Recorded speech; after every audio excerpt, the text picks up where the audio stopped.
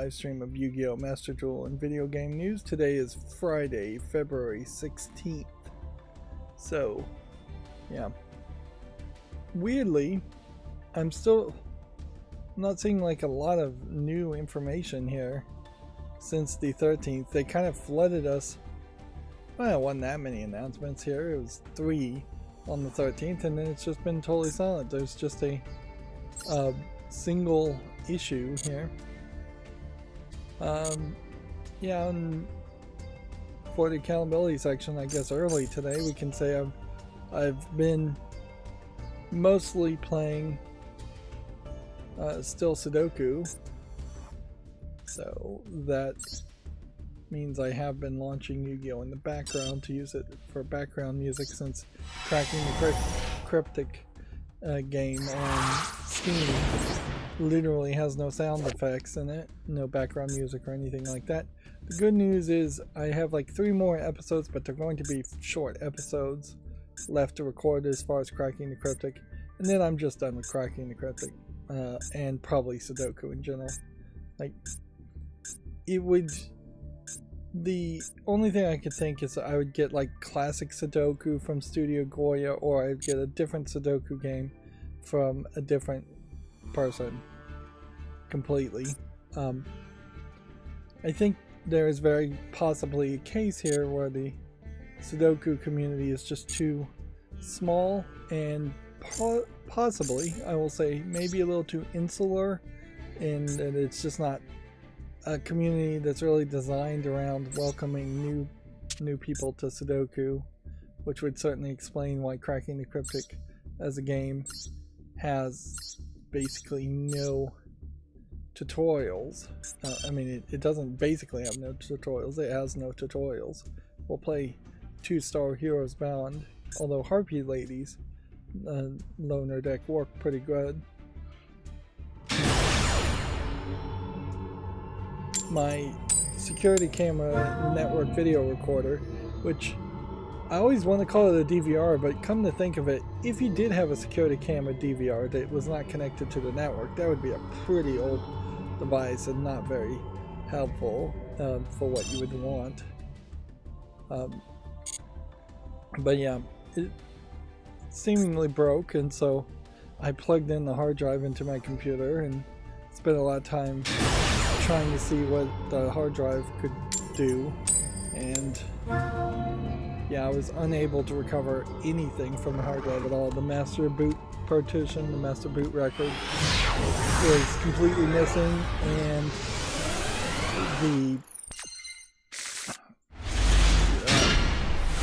every attempt I had to try and recover from that really just didn't work. But then I was able to format it and just create a new master boot partition, which, I mean, it'll be, hopefully it's not so physically broken that the hard drive was the problem that broke the NVR, because I've ordered a new NVR, but I do want to put just the old hard drive, or at least an old hard drive in it. I don't want to have to buy a new hard drive, although it would just be buying a bigger hard drive that would last longer. But particularly for a network video recorder, there is always reason to double the size and have twice as long of the recordings saved up, or twice as many recordings saved up. Let's see, what are we going to special summon this one, I guess?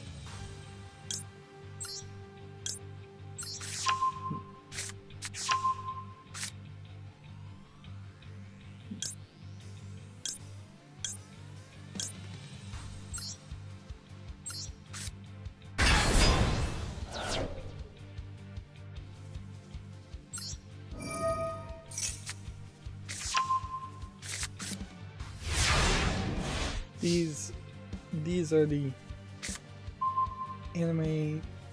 second anime series characters that Elemental Hero characters that I feel like they are fairly expensive to play, in the sense that they take a lot of time to cycle through a bunch of actions.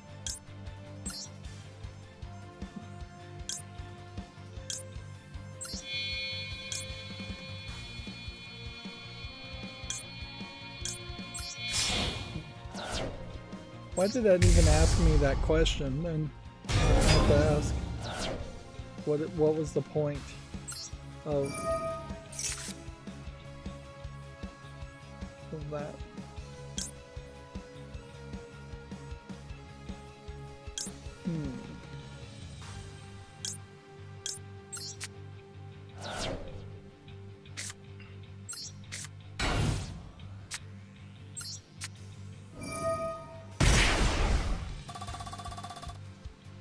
Yeah, when there was only 2 available fusion monsters, it should just automatically skip that step.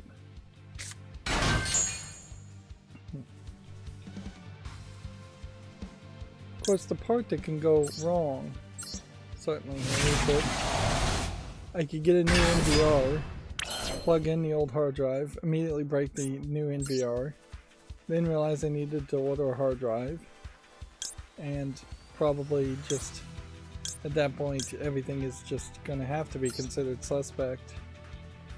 Oh, seriously? No, don't summon that.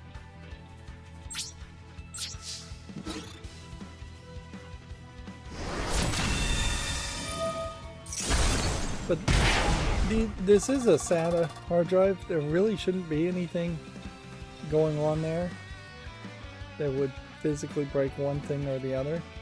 What I'm hoping is the case, and there's really no way to prove this, other than I put the hard drive into my computer and my computer didn't blow up through a USB SATA adapter.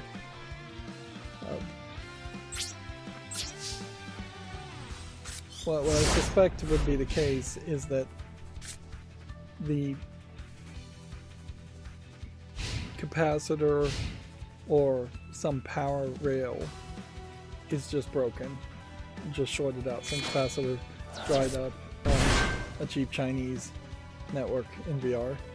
And honestly, I don't know if there really are any brand names in NVRs that are at a reasonable price just for a house. If you are buying an NVR, I would say keep an eye out and try and get one that supports H.255, not H.254. That'll be about 1/10 of the amount of space for the video recordings with that higher compression level.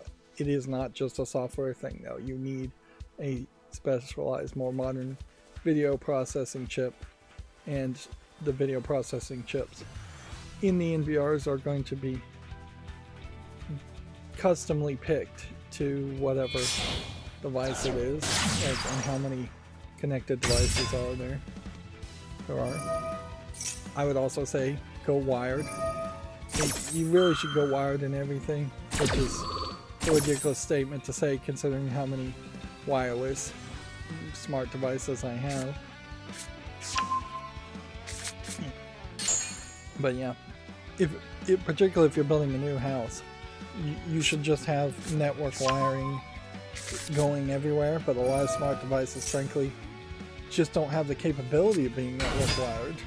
The ESP32 that runs a significant, or the family of ESP32 chips now, that runs almost all Internet of Things smart devices, it doesn't inherently have a Ethernet wire pin. You could do it, certainly, but there's no standard there. You probably would have to have the ESP32 custom programmed to talk to another chip to connect to a power over Ethernet or Ethernet connection. Power over Ethernet would make a great amount of sense. But even now in the United States, where I think pretty much all the states in the United States now require new buildings to have wired and interconnected smoke detectors. there's no requirement that they are wired and interconnected in any way to a network connection. If anything, I think a lot of people probably wouldn't want them connected to a network connection.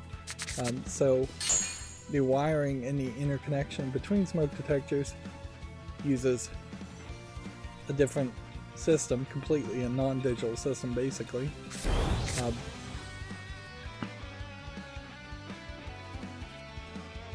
So yeah, if you were building a new house, you basically should wire everything that way. Every windowsill, every door frame should have wiring on one side of it, if not maybe both sides of it. Every place a smoke detector or security camera might be, there should be a point there. Smart bulbs would be very hard to have them be wired into a network, but it really should be even that way done that way.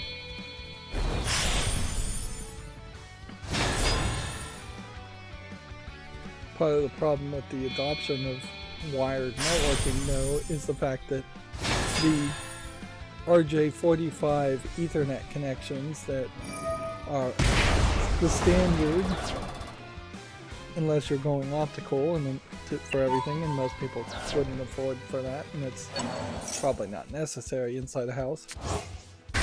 But the RJ45s are just not designed well for smaller numbers of wires or just smaller devices. The 2-wire interface of like CAN bus should be a standard instead for smart devices. And then there'd be just like one CAN bus gateway built into the center of the house that would then connect to an RJ45 and a network. Yeah.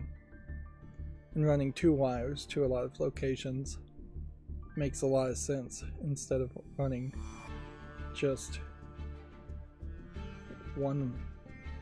8 wires, which is what you would do for Ethernet and RJ45. But you still have to run Ethernet to every room for good home networking, if not multiple walls in the room.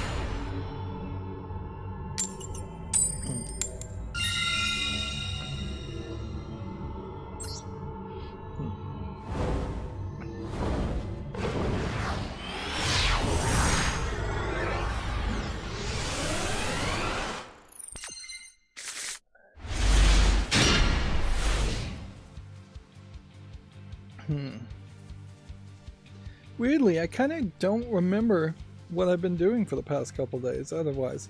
I know I took a lot of time off and I did a lot of scheduling and making of macros. I did realize now that I'm nearly at the end of making these super long videos playing Sudoku puzzles that I should have been back to streaming that to Twitch to try to get enough concurrent followers on Twitch to be able to upload videos to Twitch, but that didn't even occur to me, and that might have worked fairly well just because they were 3-4 hour long episodes, and that is what Twitch really wants, is for you to stream for 3 to 4 hours at minimum. But then Twitch also, it really wants you to stream for 3 to 4 hours 4 to 7 days a week and get lucky, be part of the Twitch affiliate program, or even get higher privileges on Twitch. But yeah, I guess that's mostly what I've been doing. Maybe I don't feel like I've been sleeping more, or that I was doing anything else, but it does just seem like Sudoku took so incredibly long the past couple days, and I've forgotten all that time I spent on Sudoku, that it now just comes up empty in my mind. which feels like a waste, certainly. I am, in general, doing better on YouTube, but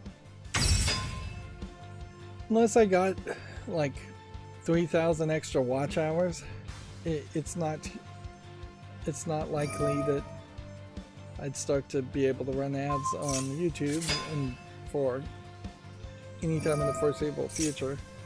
At the current rate, if everything was just going as good as it is going right now, and it doesn't snowball in the sense of just subscribers and watch time just gets bigger and bigger and bigger, I would have to assume that it would be at least first quarter of 2025 before I would be monetized. At least. Probably a lot longer. Now if it does snowball, then there's just no controlling that. At any point, any YouTuber could succeed on a very high level. I don't know what to do, but I think you're safe doing this. Nope.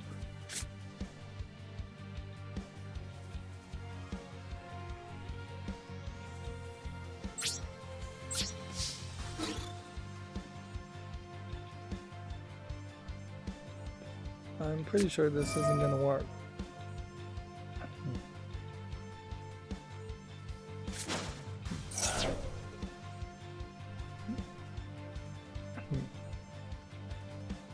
So yeah, started a little late. I think the later streams might help a little bit too, but as far as watch time, there's a lot of stuff going on in the world, but very little of it is video game news, and that is probably the biggest story we should talk about, and we'll just very quickly move into the main topic discussions, which is I guess what I should be calling the section, that section. There's way too many rumors going on for Microsoft's comfort. There was way too many rumors going on, and so then Microsoft put out an update and put out a podcast, and in the update and podcast we'll get into the details later, but for the most part it is just absolutely nothing really that interesting that was said.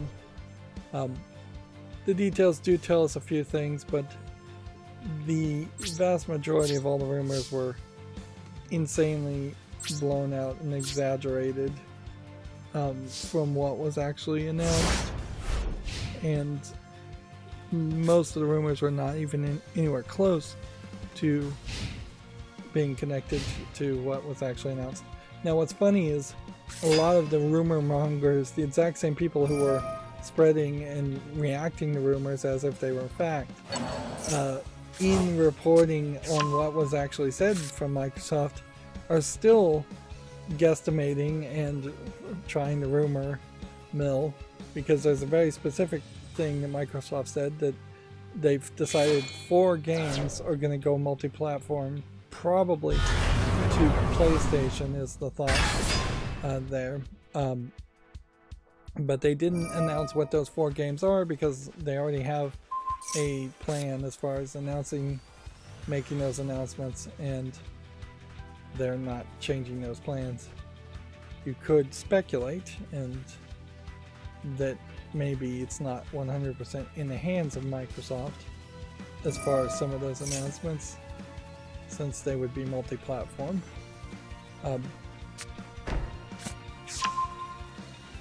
But yeah, to say 4 games are going multi-platform from Microsoft doesn't really mean anything, because games have gone to the Switch from Microsoft already. So this isn't like the first time this has ever happened, and I'm pretty sure even a couple of Microsoft games have gone to PlayStation before. They did specifically say that Starfield and Indiana Jones are not in the list of the 4 games that are going multi-platform. It was really just a 20-minute video to say we have nothing new and nothing's changed, which arguably rumor control needs to happen a little bit better, but I really am starting to wonder more and more now if this wasn't just a case of one of the many people who have been laid off, one or more of the many people who have been laid off from Microsoft, just actively trying to sabotage Microsoft's launch announcements by spouting off a bunch of rumors. Or it could be a extremely ambitious or desperate mainstream video game journalist, or even a non-mainstream video game quote-unquote news reporter just spouting off nonsense. I guess it's not fair to name anybody. I could name Jeff Grubb, but I have no proof whatsoever Jeff Grubb would be involved at all. I would just be naming somebody at random in that case. So that's unfair to even mention his name. So with a whole lot of nothing. Meanwhile, around these announcements, and so maybe these were just rumors put out, frankly, from Microsoft and Nintendo directly. That is another baseless accusation you could speculate on. And that's the thing, is people, I guess the biggest problem here is gamers are bored. There's just no games out. Palworld, I imagine, may have dried up a little bit. I'll give this one more try. Then I think I want to go back to Harpy Ladies. But yeah, in general, gamers I think are bored, and they don't have anything better to do than speculate on new announcements, because there's just more new announcements. And if anything, I think this probably shows that the new way to run a video game business may be to always have some kind of announcement, even if it is just to placate the masses.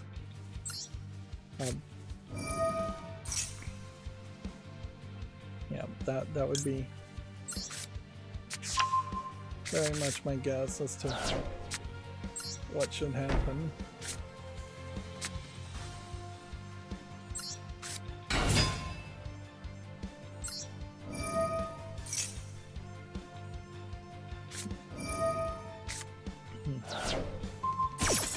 The new Sony chairman coming in and just really making very negative proclamations, or coming off very negatively, had hurt Sony's stock, I think, pretty badly for the first time in a long time. But that may very well just be a couple-day dip, and then it'll just go back to where it was. And today we now have rumors from multiple sources. Still, it has to be labeled as a rumor, though, that the Nintendo Switch 2, or I still would be hesitant to say that it really would be called the Nintendo Switch 2. I don't know why so many people keep calling it the Switch 2, when logic dictates that it won't be called the Nintendo Switch 2. Even if it is a Nintendo Switch 2 in everything but name, it will be called something else, almost certainly.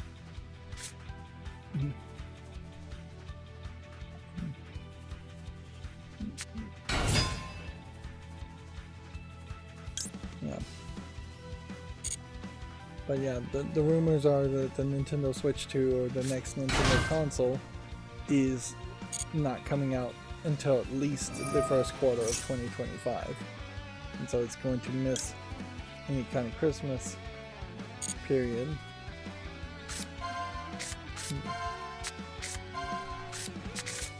Which, if that rumor is true, or if Nintendo confirmed that rumor, that's going to hurt a lot of people's sales of games. Anybody trying to put out a game on the Switch 1 there is probably going to have a few less sales around that announcement. This is a much more modern, these sushi-ships, Gunkan sushi-ships or sushi ships.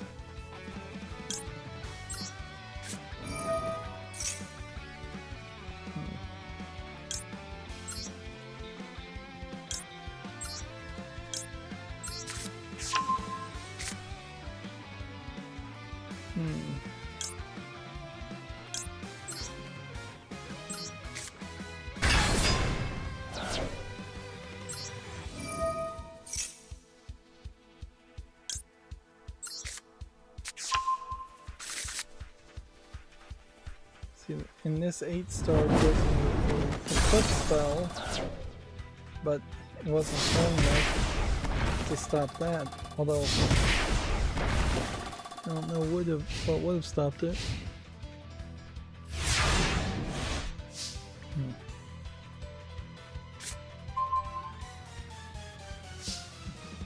May very well be the case that now that people have played this enough, they have figured out a better system to make their index versus playing with the low index.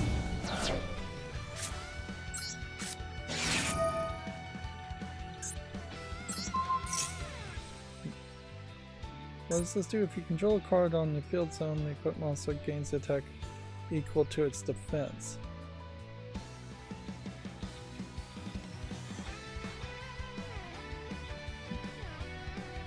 So we would need a field spell.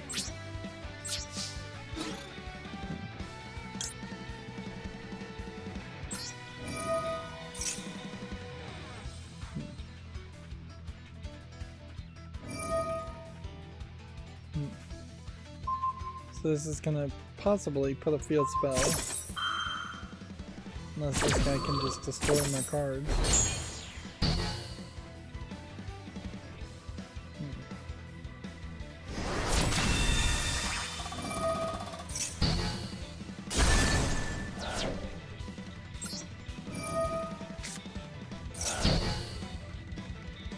Probably shouldn't have said yes to that.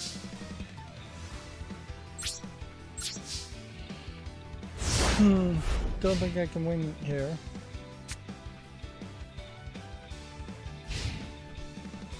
So let's go through the main news here.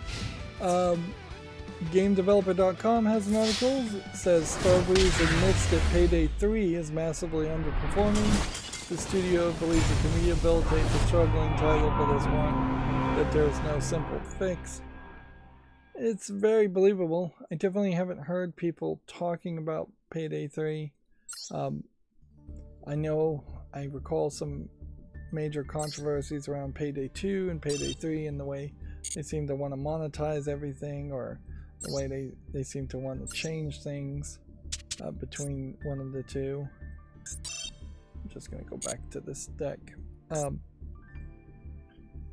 So yeah, it kind of felt like from the beginning several things had been done that had hurt Payday 3, and inherently I think there's just a bad amount of advertising here, in that what Payday 3 is supposed to really just be, do you like Left 4 Dead 1 and 2? Would you like a Left 4 Dead clone that is about bank robbing? And honestly, I think the bank robbing aspect is probably part of the problem compared to zombies.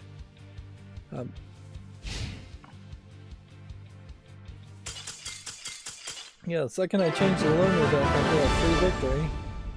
That probably has nothing to do with my actions. Probably random.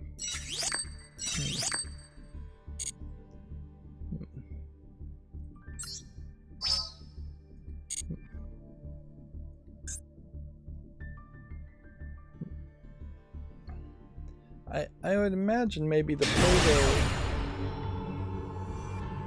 clown masks are part of the problem here, and Payday 3 could have been set in like space, and then you might have more of a sci-fi or a different twist on it. Whereas just robbing a somewhat modern looking bank in a somewhat modern looking world is not that interesting.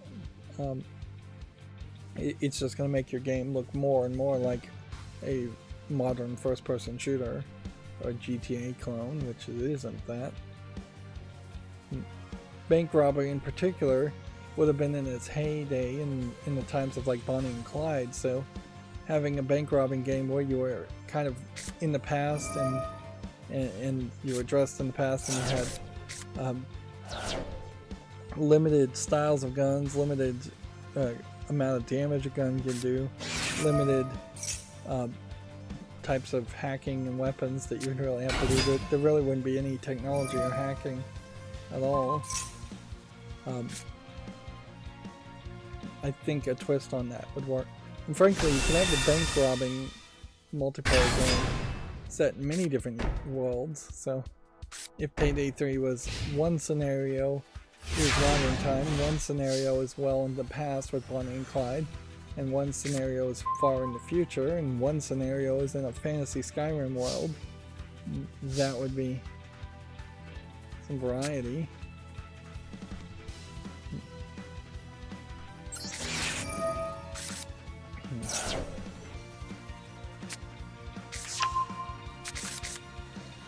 But yeah.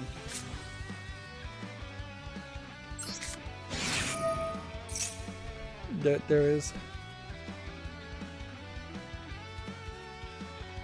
just no hype around Payday 3. And I don't think there really is a fix for it like they say. Or at least a simple fix. The hope is that you could just continuously get the game polished, and then you could continuously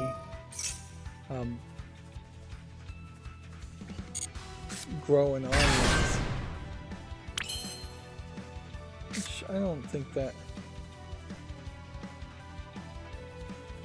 would really happen.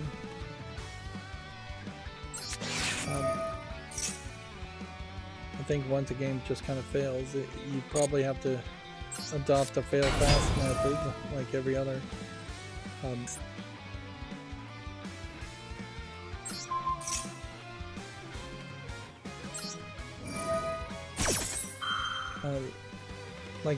Like every other video game company, once a game is outside of its launch window, if it fails, you just kind of ignore it and have to move on. And I think Starbreeze in particular has put way too much effort and money into the development and launching its Payday 3. What are we going to go for?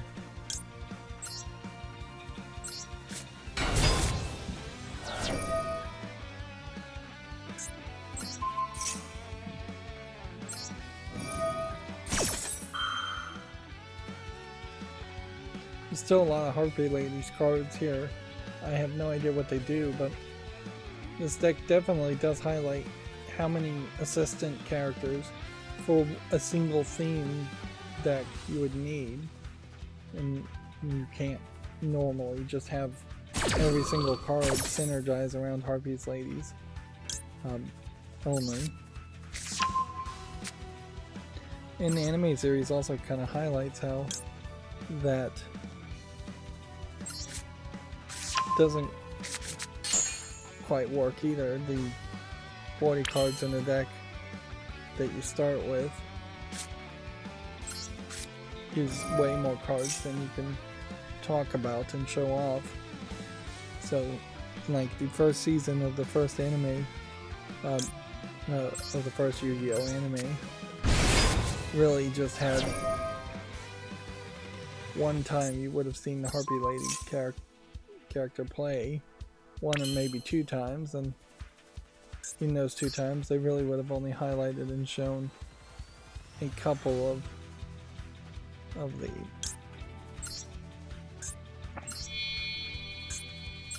cards, 4 or 5 cards at most, not 40. Which that does highlight, I guess.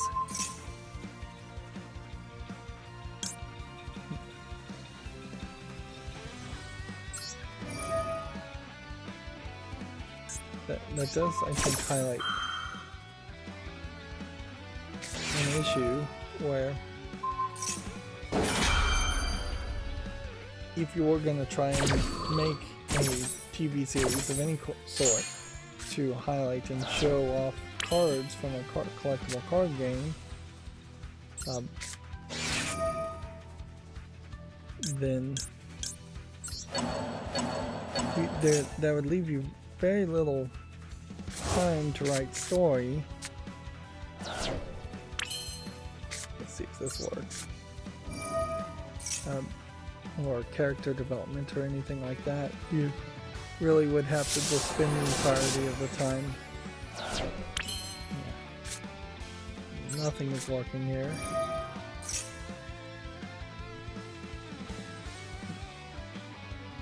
Yeah, you would have to just spend almost the entirety of the time showing off cards. I don't think there's anything new or interesting here. Past that.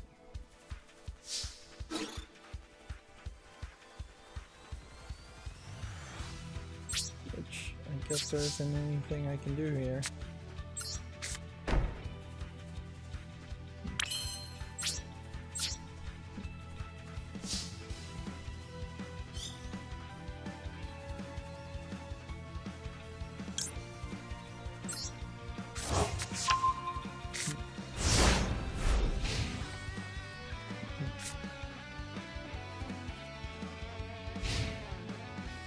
IGN has an article here, and I guess this highlights that I don't have many articles from IGN, where Koji Kondo has been inducted into the DICE Hall of Fame. Overdue news for Nintendo's most influential creative. Koji Kondo, I think, is Smash Brothers, I guess.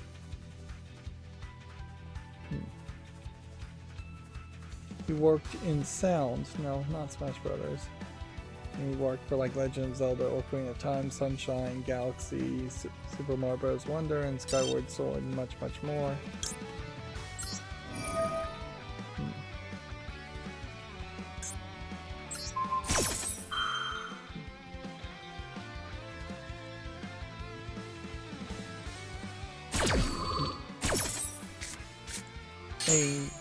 According to GameDeveloper.com, an ex-ZA/UM writers are, well, I guess multiple of them, alleged that the studio has become a, quote, cold and careless company. Writers Argo Tulik and Dara Klinzik allege that ZA/UM has been completely permanently broken by management. I would have to refresh my mind, though, as far as what ZA/UM worked on. Disco Elysium, I guess, was one of them.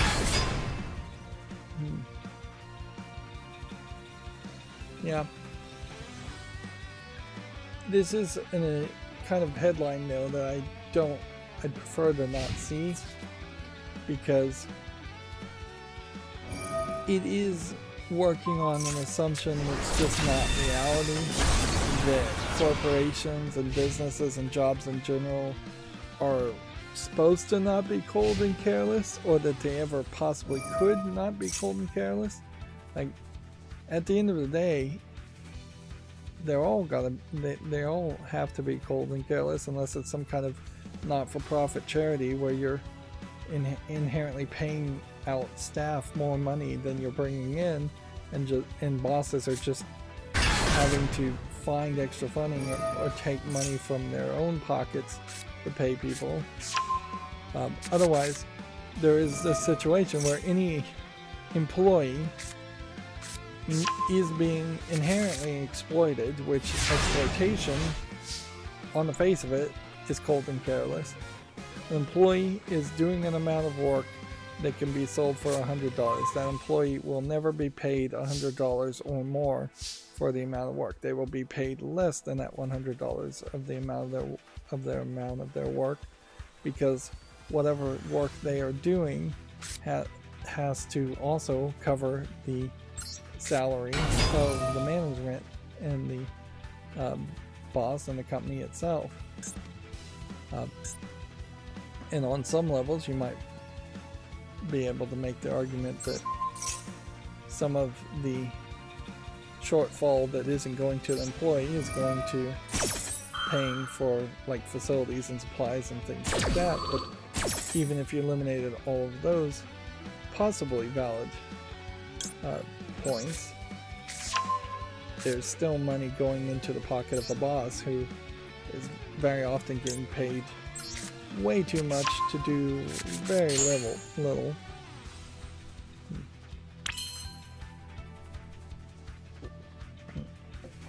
So when you have a employee-employer relationship that is inherently built on exploitation of the employee, you can't have any kind of warm family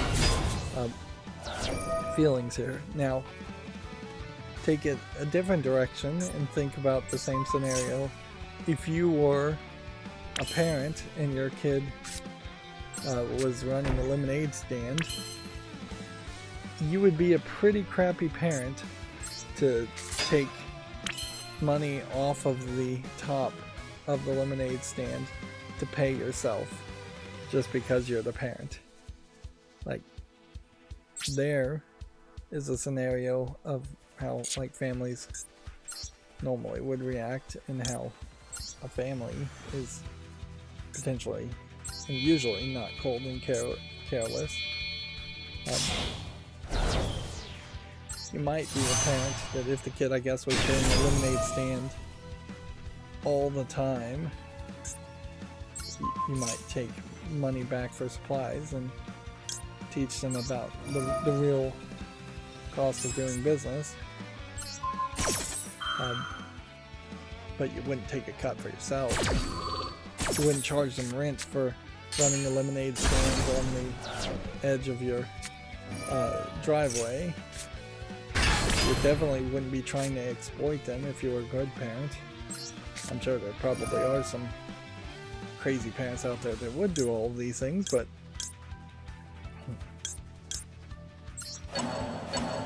your average parent wouldn't. There's also certainly, I think, some weirdness around writers complaining, because writers in general, I think, are given a much better treatment than a lot of other people who work in the video game industry. I don't know if I'm gonna win here or not.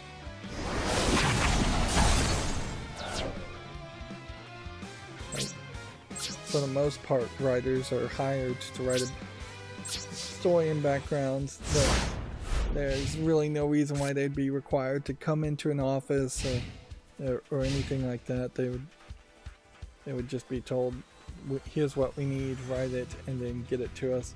And very often, these story and writers are hired just in the last few months of the development of a game, so they're not even around for most of the time. So when I see a headline like this, it's like, it feels like GameDeveloper.com is just trying to push a negative narrative headline and an article that just doesn't need to exist. Because if you ask me if any random video game company was a cold and careless company, forget video game company, if you ask me if any company was a cold and careless company, I would say absolutely. Yeah, no doubt.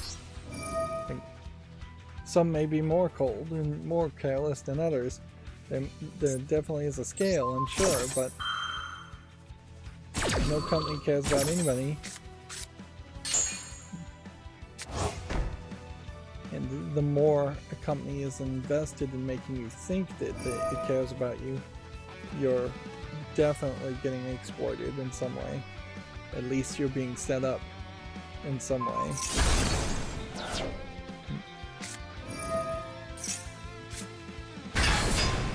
Moving on, Censored Gaming has a new video they put out, why the Rise of Ronin isn't being released in Korea, which I feel like that had been mentioned by other people and he's just a little bit late to the party in this case.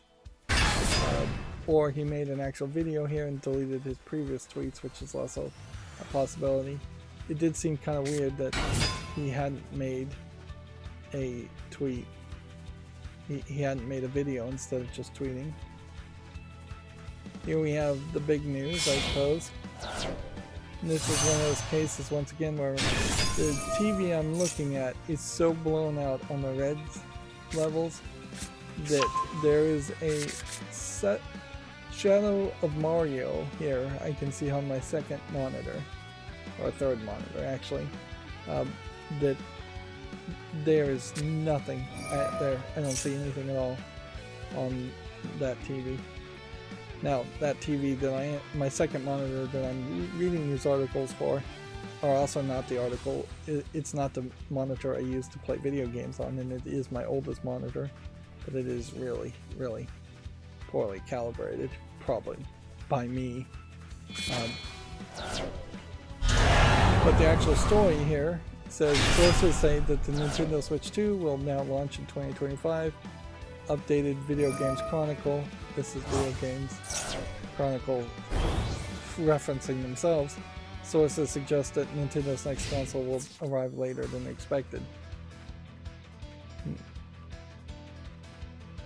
I would have leaned more into the thought that it would have been out by Christmas.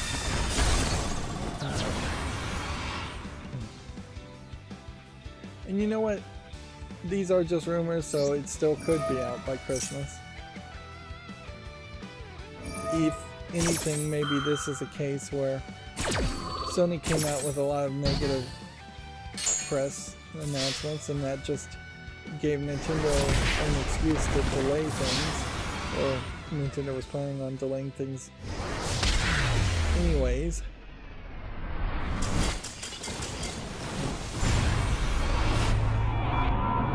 It is Gearbox's, I believe, 25th anniversary.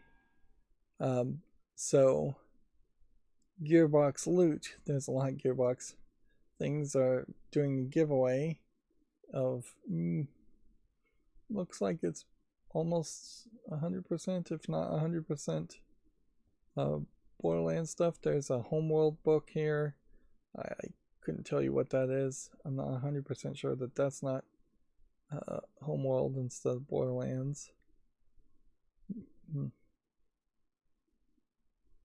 But yeah, there's some Homeworld like records and things here. And so I guess if you just wanted loot, there was a contest from like a Capcom survey that I was gonna do about a week or two ago, and you know, I got to the point where you would put in an email and make an account, and I was just like, you know what, this is just not worth my time. Like, it's just not worth the hassle. And the same would be true for, in my opinion, for this loot for me personally, because I just don't want any of this stuff. Yeah.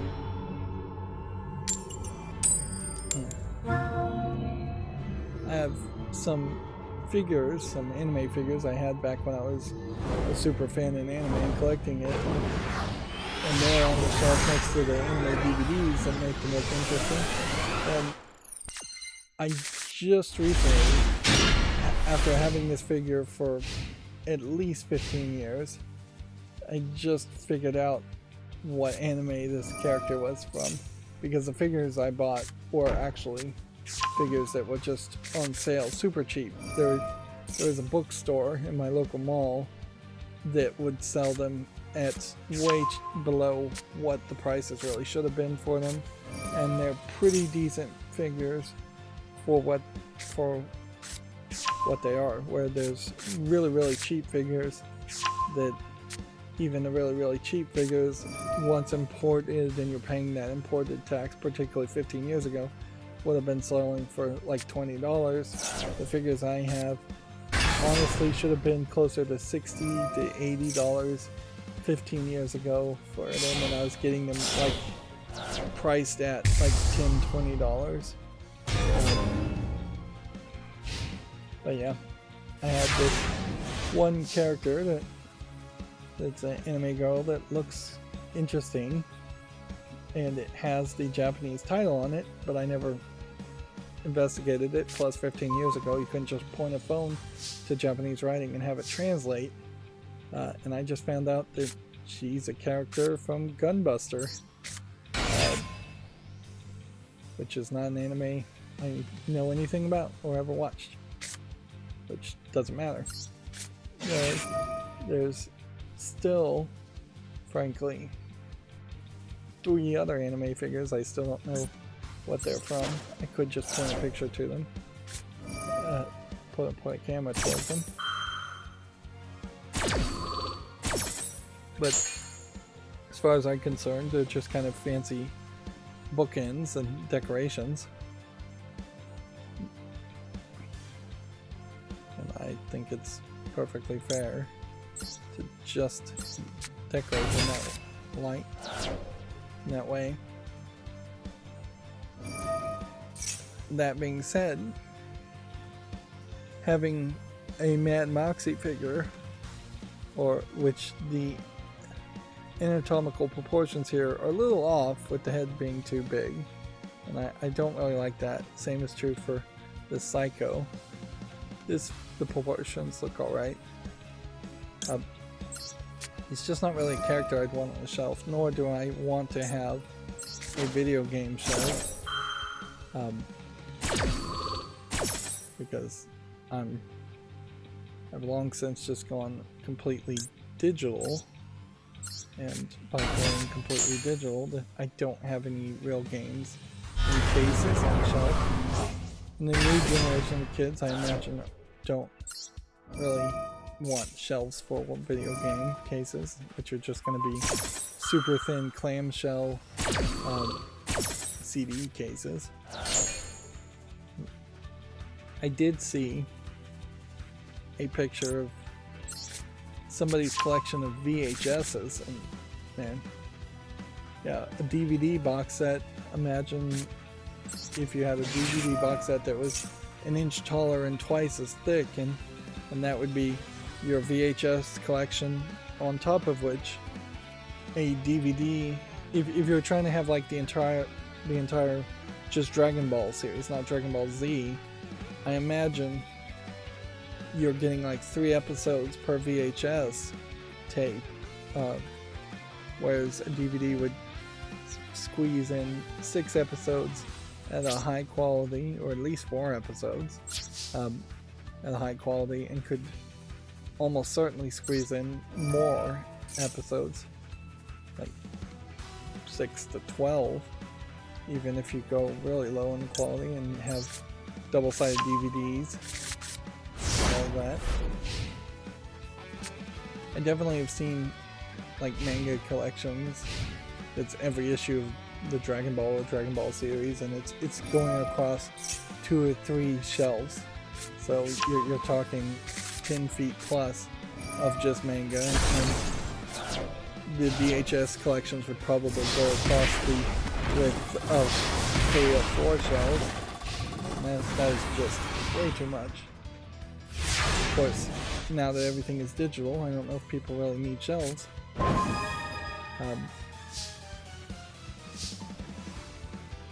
I've always been surprised, even when I was very young, how minimalistic a lot of other people's houses are.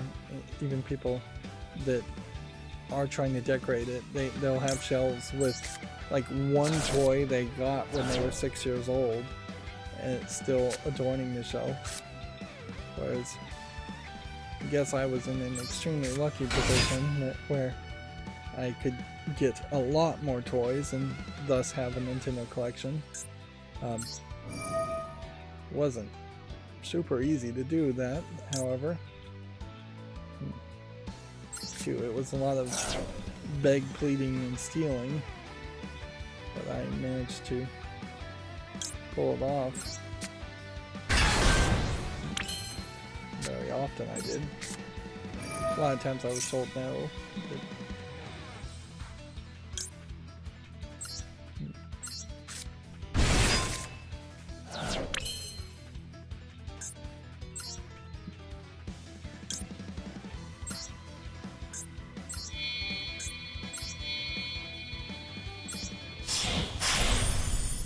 in this new modern world, and this really doesn't have too much to do with video games, but I'll continue my thoughts since I'm having it anyway, so I might as well just speak it out loud instead of sitting here in silence. In this modern world, though, there is just a lot less consumerism, where that was definitely preached when I was a kid, very much. And the baby boomer generation, and like maybe the generation after the baby boomer generation. Not that I'm a baby boomer, but like the generation that my parents would have been baby boomers. So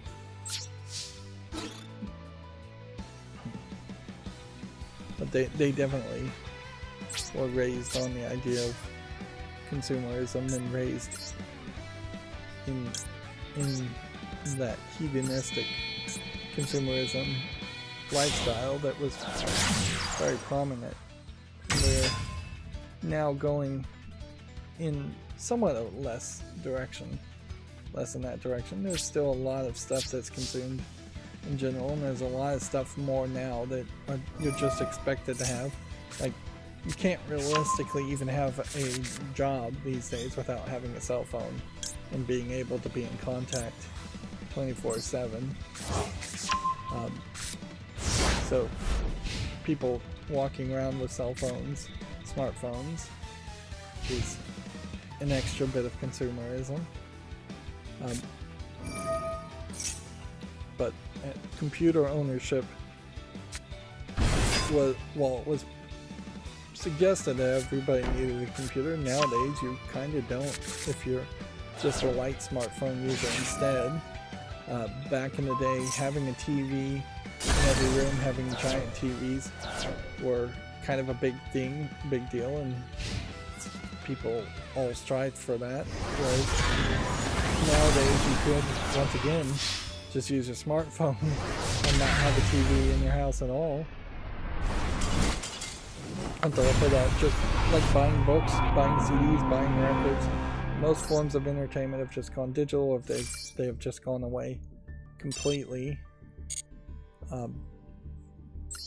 Some people are in their clothes, but a lot of people certainly aren't. I guess I'm in a kind of good position here. This ends the 25th, and honestly, if I got to this point here, I could stop. If I went this far and got the gems, I could stop. And definitely I would stop at this point. I just don't care enough to own a title.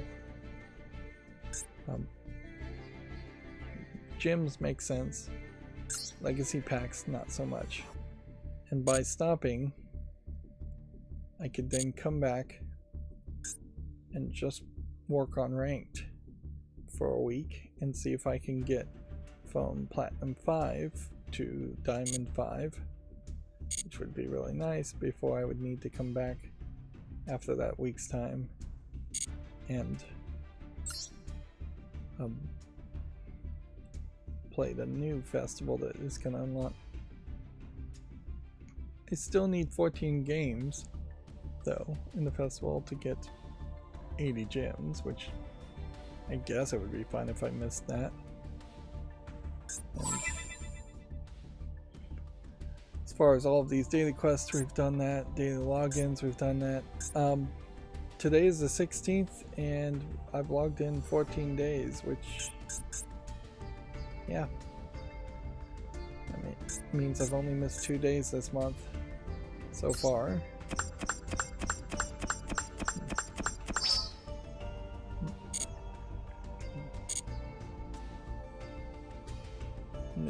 Pass still does not matter at all.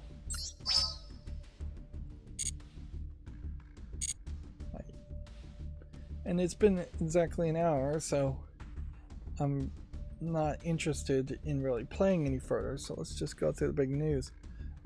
Perhaps this isn't big news, definitely I need to get better about deciding what is big news, but Alan Wake 2 has written up 1.3 million copies sold.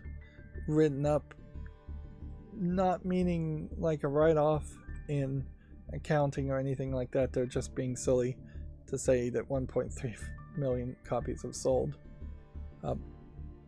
One of the things that was said in the Microsoft 20-minute little, I wouldn't even call it a press conference because there wasn't a press there, it was more of a presentation, was they talked a little bit to the scale of what the player base is and the number of players are, calling it hundreds of millions of gamers, which nobody really knows that number as far as how many gamers are actually gamers that you would consider a gamer. That is to say, how many gamers are gamers that actually play either on PC and console, of at least one video game on PC and console, excluding people that would also can technically be gamers but only play games on their cell phone, or only play games even on board games and non-video games, which, depending on how you use the phrase gamers, those would be gamers also. I know very old people who play dominoes and cards. They technically are gamers, but that's not what you mean when you're on a video game YouTube channel talking about video game gamers. But if the player base really is just hundreds of millions, we know there's roughly 7 billion people on the planet, and that would certainly show where the scale is, that only 1/70th, or at best maybe 1/10 of all of the population of the world plays video games, which I would have thought the numbers might be a little bit higher than that, but it's not super surprising because you can eliminate probably half of the 7 billion people just due to circumstances. People in countries that don't have electricity so they couldn't play video games, people that are way too old or way too young to play video games, people that are in parts of the world where video games are for the most part banned.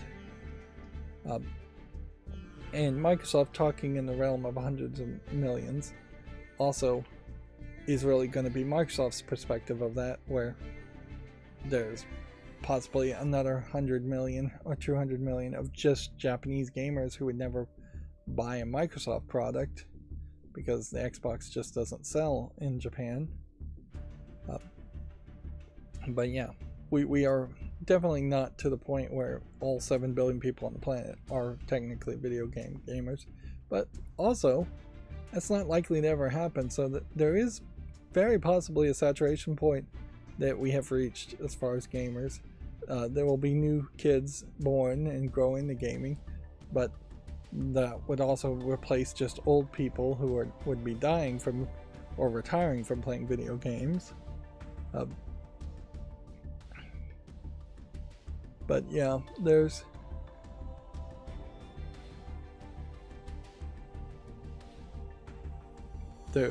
definitely, like, I think a saturation point as far as the total number of people you can sell video games to, and they're definitely thinking about that, both Microsoft and Sony and Nintendo and every other game developer. They're thinking about that and saying, well, these games are increasingly getting expensive, and unfortunately, unless somebody like Microsoft or Nintendo or Sony straight up said, we're going to put some limitations on the budgets of games, or we're not going to make better hardware so there's no need for you to make prettier looking games, more expensive games.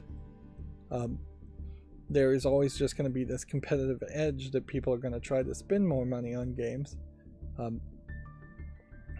The only thing that might curtail that even a little bit is that we might have companies like Embracer spend more and more money on games and fail and lose more and more money on those big things, those big budget projects that they decide internally to lower the budgets on games, or they just go out of business, and then these spry new startup companies have to do everything a little bit more efficiently, more cheaply. There is an audience participation in that too, in that consumers of video games, gamers, probably aren't appreciating the fact that video games are taking an extra $1 million to make here and there. That they're not seeing that appreciation. We still very much are in the exact same situation we were in, I imagine, 10 years ago even, where the vast majority of gamers don't make it to the credits.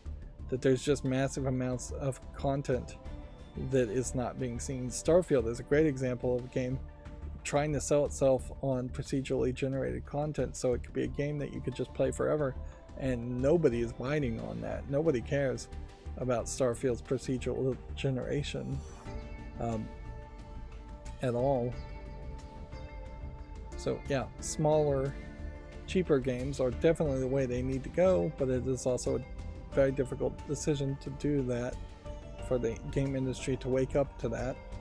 So instead, the game industry, since they can't increase the number of people that they're selling games to, and they can't, or won't at least, reduce the amount of money they spend to make a game, then they're taking the third option of trying to raise the price on games and just make more revenue per user, which that too is not something that your average gamer is going to take lightly.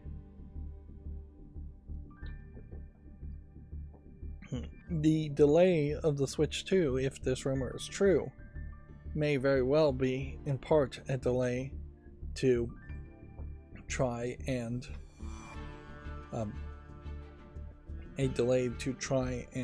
raise the price when the Switch next Nintendo console comes out. That all games from the next Nintendo console almost certainly will be more expensive than Switch games are, and I wouldn't be surprised if Nintendo very much leans into the idea of that being a differentiator, that if you're buying a Switch 2 game, you're getting a better product, theoretically, and thus you're paying a higher price. Minecraft on Twitter has this name and up-and-coming creator who you love to watch, which is getting 465 comments here, and I wonder, that's not what I wanted to do, I wonder if this isn't some kind of market research where they are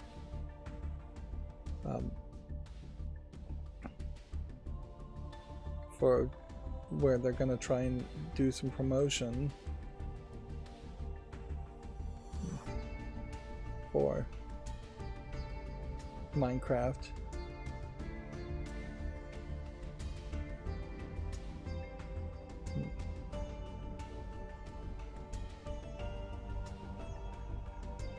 But yeah, I'm trying to look here and see if there's any like consistency on who's being promoted, or if I recognize any of these Twitter handles. Like, I think that's kind of the problem here, is that I wouldn't recognize any of the Twitter handles anyways. It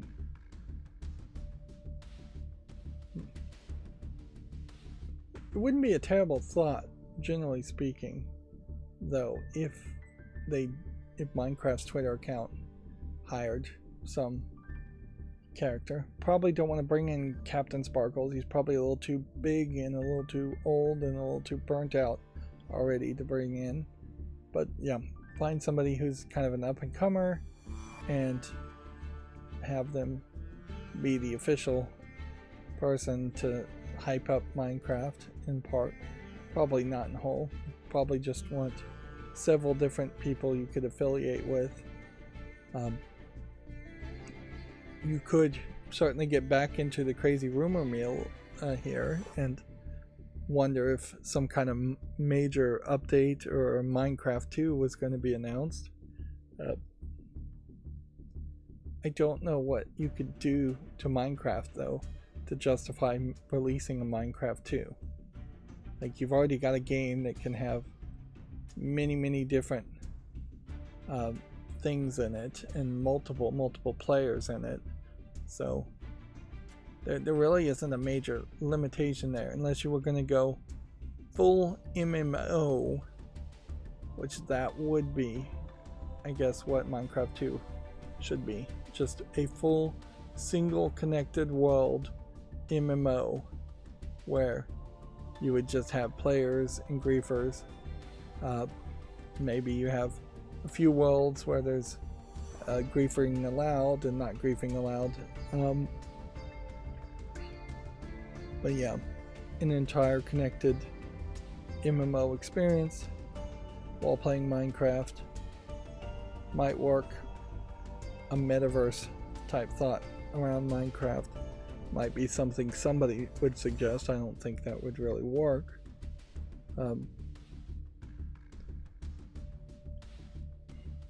Yeah, I don't know what new features you would have to add.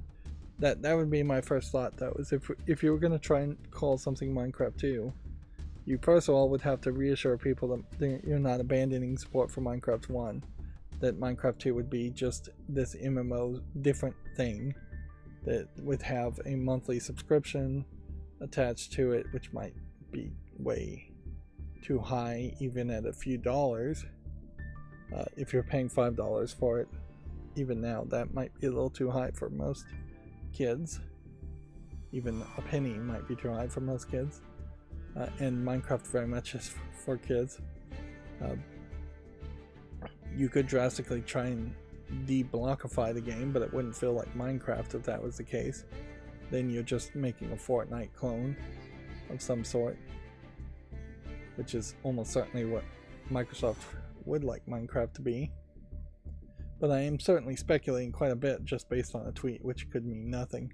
This could very well have just been an attempt to get engagement up for the Minecraft Twitter account. Apparently Post Malone is the executive soundtrack producer for WWE 2K24. Every time I see this guy, he's just got like way his face tattoos really just scream insanity and nonsense, and I don't know if he's really as crazy as the tattoos are. It may very well have been the case that he was crazy when he got to tattoos, but he's kind of slowed down in his older age, and you definitely see the full bushy beard and mustache on Post Malone. I think this image here is flipped too, like not the text, but I think the whole tattoo is backwards on his face for some reason, which that'd be weird for an official image. But yeah, it might actually be because of the tattoos that the image might be flipped, but that still wouldn't make a lot of sense. Yeah, you can't really do this, and this is a great example of why you should not get face tattoos or generally mutilate your face too much. Even big loop earrings are going to have you stand out in the crowd in situations where you maybe don't want to stand out in the crowd. But yeah, all this hair and bushiness and beard and mustache undoubtedly are to hide some of these tattoos. Of course, I could be wrong about that. He may be still super proud of the tattoos. Weird connection, certainly, to have Post Malone mentioned around wrestling, but probably not that crazy of a connection. Rap and rock and popular music genres, I think, are definitely very integrated into WWE wrestling if they can succeed at that.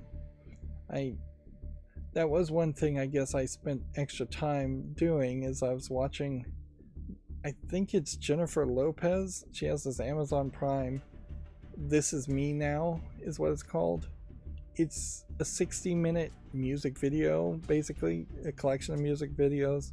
I think semi-biography, talking about the fact that she'd been married 3 times and her struggles in finding love.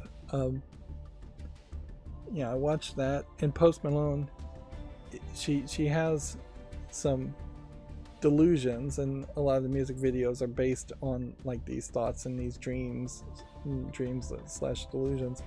And one of them is that there's this council of zodiac signs, and in the council of zodiac signs, like Post Malone represents Leo as the zodiac sign, and then several other celebrities represent the other zodiac signs, and they really don't do anything for the movie, and they don't sing in any of it, so they are just there for a cameo reason.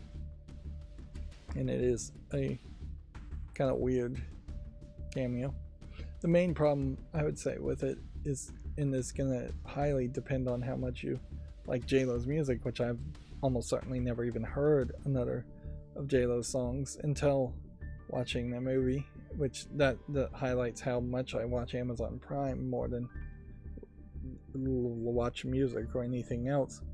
But her music videos seem to be just kind of awkward nonsense choreographed.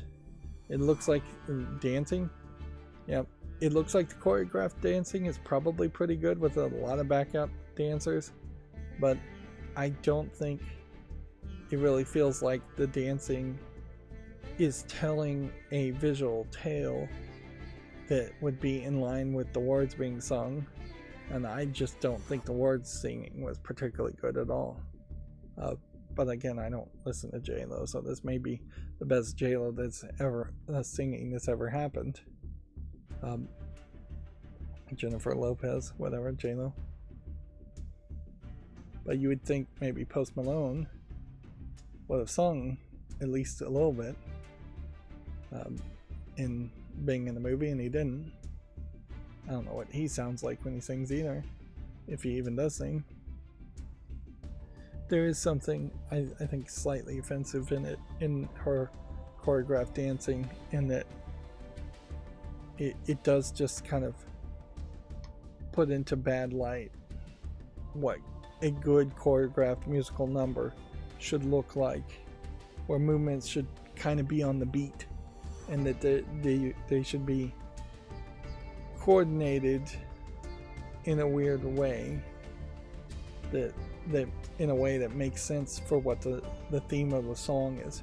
Like the very first music video in This Is Me Now has a bunch of women working in a factory that is growing like rose petals, and then the rose petals are thrown into a furnace, and that I guess powers this big mechanical heart that's like a steampunk heart hanging over it. And it thematically just doesn't really connect that much. It's supposed to be like she has a broken heart, I assume is supposed to be the thought there, but J-Lo is inside the factory with the heart, when the heart is also supposed to represent J-Lo, and the music video gets to that point by her having a like motorcycle accident, which that doesn't really connect in any way.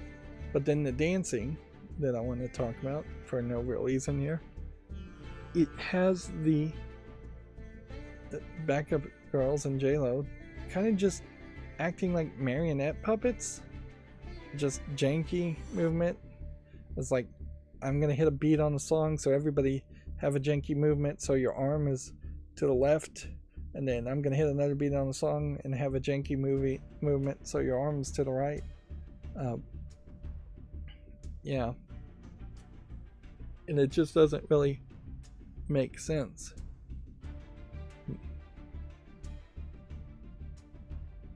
where you'd think if they were factory workers working a factory line, they would have like hammers, and then they would be hammering up and down to the beat, at least to start with, and then maybe they would spin out of their sitting or standing position on a factory conveyor belt and then move into another movement. But yeah, I definitely am talking way too much about something that really doesn't matter, and I shouldn't have even wasted my time looking at. Moving on, from continuing the big news, Gearbox 25th anniversary, their Gearbox official is retweeting the Gearbox loot giveaway. They also have put together a special playlist on Spotify, 25 years of music, and they are also highlighting that Gearbox's first developed project was Half-Life Opposing Force, which was, I think, basically like a expansion DLC, what you would call DLC before it was actually downloadable, and would have called an expansion to Half-Life. I think, if I was to guess, it's probably a multiplayer thing. Yeah, a major expansion for the iconic first-person shooter Half-Life, which maybe this shows you just kind of like the history of how impactful a game like Half-Life would have been back in the day, enough that a company like Gearbox could continue to succeed somewhat from that, and then eventually pivot to making Borderlands, which was pretty successful enough to make Borderlands 2, which was pretty successful to make more Borderlands games, although it did inherently, even from this first software developed project, highlight that they were going to very much be pigeonholed into making first-person shooter games, and they've never gotten away from that and really made any side game that has succeeded. It is also part of the myth of video game companies that the Gearbox that exists now is made up of the same people that would have been the Gearbox that would have made Opposing Force, or even that if it was the same people, that they would be in the same mentality and that have the same ability or better ability.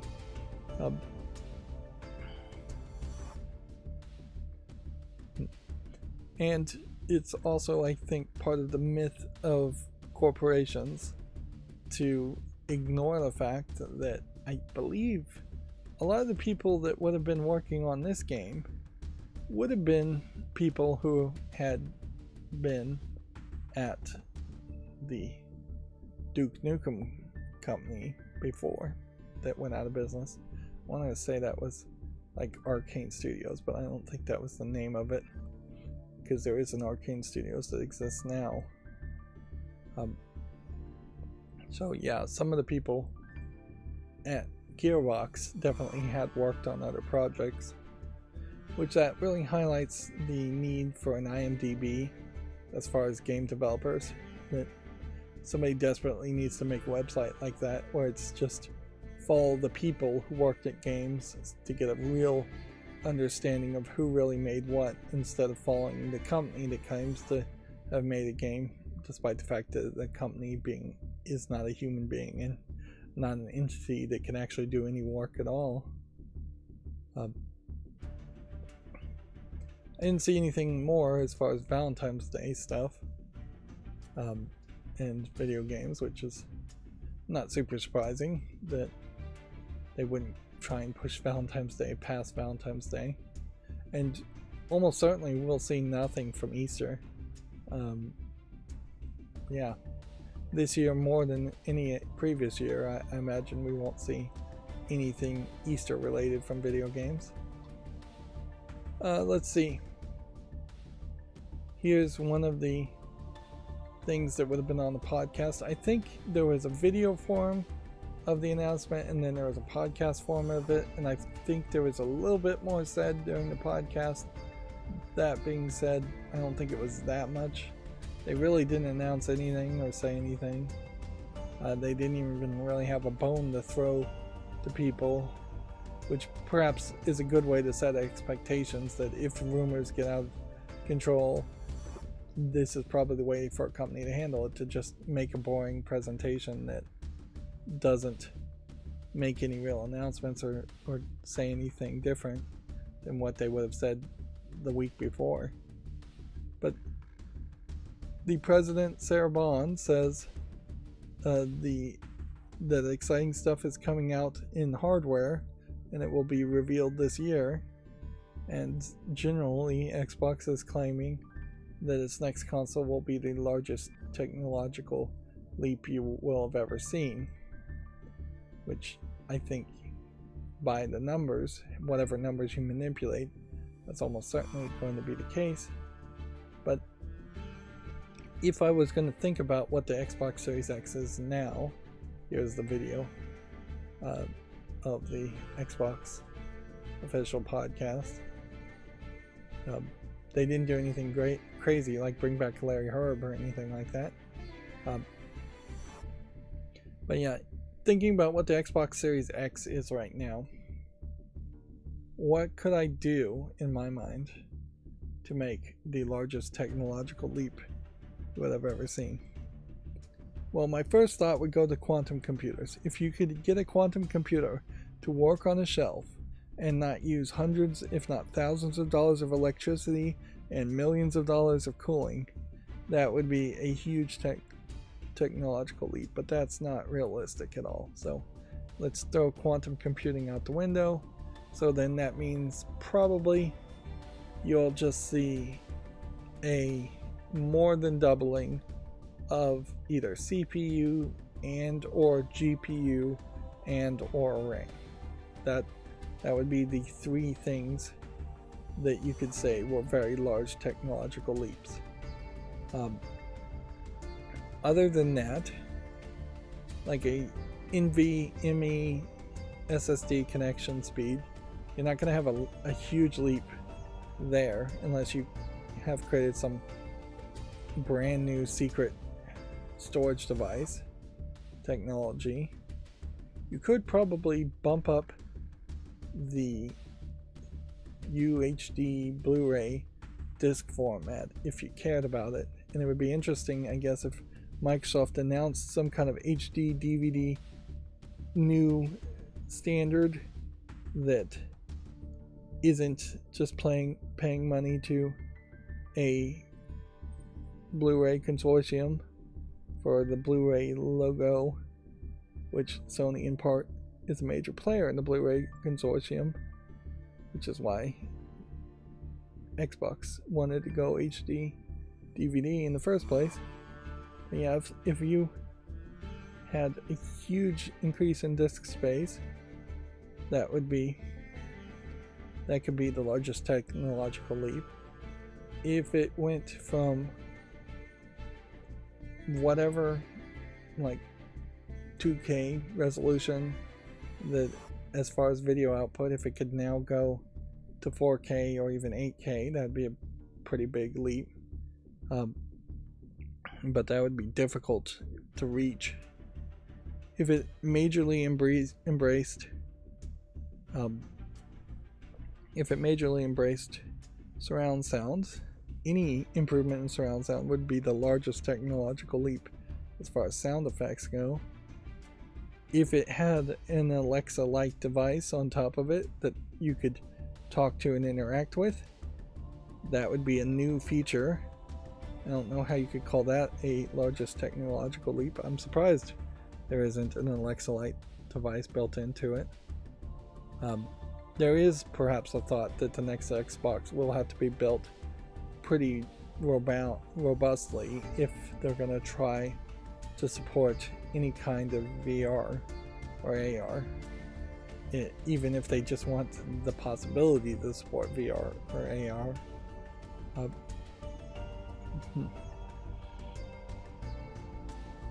But yeah, that's about as much as I could see them doing, unless their next device is going to try and go in the opposite direction and just be way more efficient in its power usage, or just smaller, have a battery in it for some reason. I don't think it really needs a battery unless it's going to be a portable device. The biggest speculative thing you could say here is that the next console they're going to launch is going to be something like a Steam Deck competitor, which would be the largest technological leap you would have ever seen from Microsoft, in the sense that they've never had a portable device. So just going portable might be considered a large technological leap. But Microsoft, if they were to come out with a Steam Deck competitor, is in a very weird position there. Unless it is a Steam Deck-like device that is running actual Windows 11 and can run actual Windows 11 programs without any extra caveats or problems, it is just not going to be capable of competing. And inherently, if it's not actually running Windows 11, then it's just going to have a lockdown version of Windows like the Xbox hardware has now, and it's just going to be able to play locked down, I assume digitally only downloaded games that would have to be sold at $60-$70 for the digital download games. And the Microsoft Steam Deck, if it's going to really compete, it's going to probably start at somewhere around $650 and go well up into the $700s, $800s, even $900. It might very well, if they were going to make a Steam Deck competitor, be a $1,000 option there, or over $1,000, just to have it be powerful enough that, unless it's just going to stream video directly from an Xbox, and it's going to be a handheld that literally can only be played in the home, in a home that already has an Xbox Series S or Series X. It would be a good idea for Microsoft if they were just going to try and boil the frog, as it were, and force everybody to go digital, to come out with a Steam Deck like device that is digital only, because I think more people would overlook that, or just kind of not realize that's what they're doing. It's not realistic to have a disk drive in a Steam Deck type device, but it is fairly realistic that you could still sell games on like micro SD cards and plug them in like a cartridge. We don't need a new format for cartridges, probably.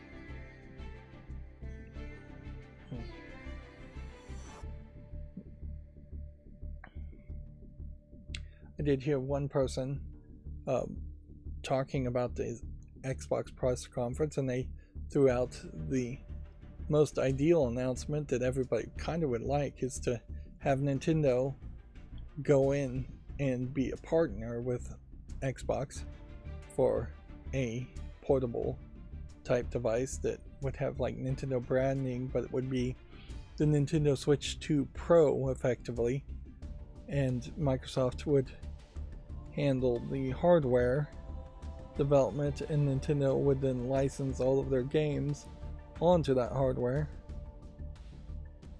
which I think that could work, but probably will just never happen, because Nintendo of Japan would want to be in total control of that, and Microsoft of the United States just doesn't do business that way, and Nintendo of Japan doesn't do business that way. So there's just inherent cultural differences that would have to be overcome. Inherently, if Microsoft wanted to sell Xboxes in Japan, I think all they really would have to do is just pay Nintendo whatever it took to allow it to be licensed as a Nintendo Xbox in Japan, at least. But Nintendo would probably want more than just money. They'd probably want to change some things and have a lot of control. Moving on, we need to go through this news fairly quickly. My attempt at making clips didn't work the last time again. I think I figured out what was wrong this time, but I thought I figured out last time too, is the macro effectively was paused. There's a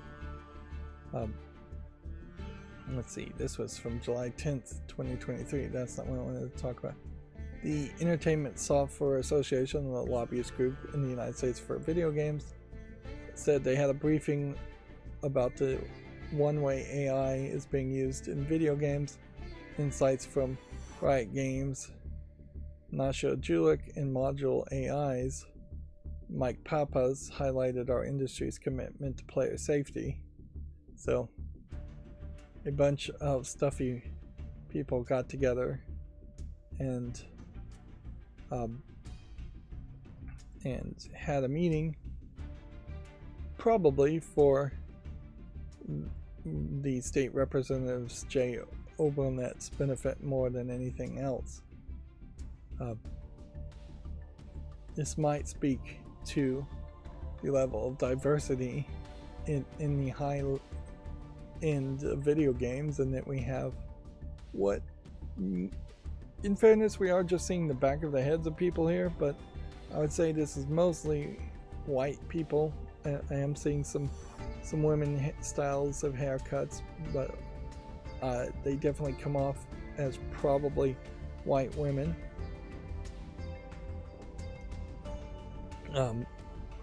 You're definitely not seeing any big afros or curly hair. There's a black hair here, so this might be an Asian, if you're just going to assume that by black hair, which that's too big of an assumption here. The people, we can see the faces. We've got two white guys that look like they dressed as twins in a gray suit, white shirt, and red tie. And then, yeah. Can you see anybody new there? And can't see anybody new there. And I would say these kinds of internal meetings where people with power get together and talk generally have the feel that they are not speaking the same language, or not really caring about what would have been said by your average citizen and video game consumer. Notice that was not a public town hall or public meeting. It's a little surprising that they even bothered to take pictures, really, instead of just writing an article. ESA is still pretty bad about not tweeting very often, and I'm not 100% sure what they should tweet, if anything.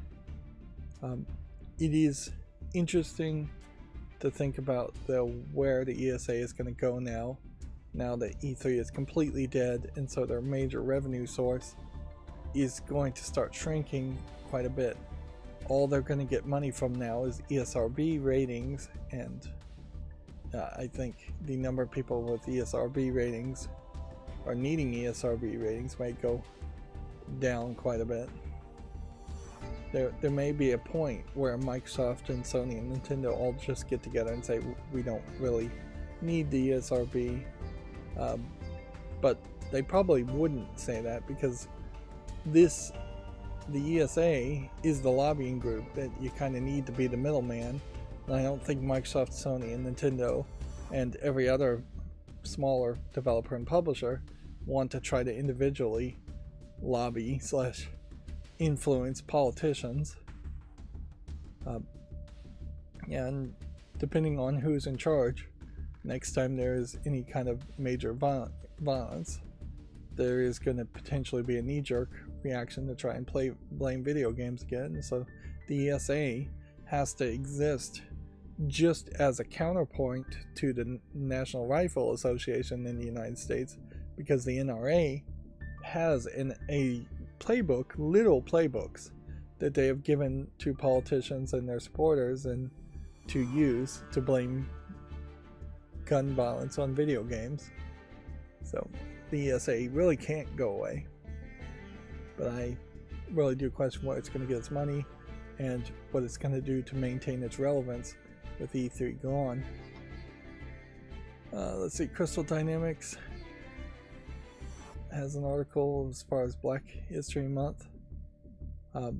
Now, notably, also Crystal Dynamics put out a picture of what the new Lara Croft is going to look like, which is very much a modern take on what the old Lara Croft looked like in the blue tank top and the shorts and the two guns. While just the day before putting out that image, and almost certainly they put out the image to try and change the narrative, they put out a very poorly received, it seemed,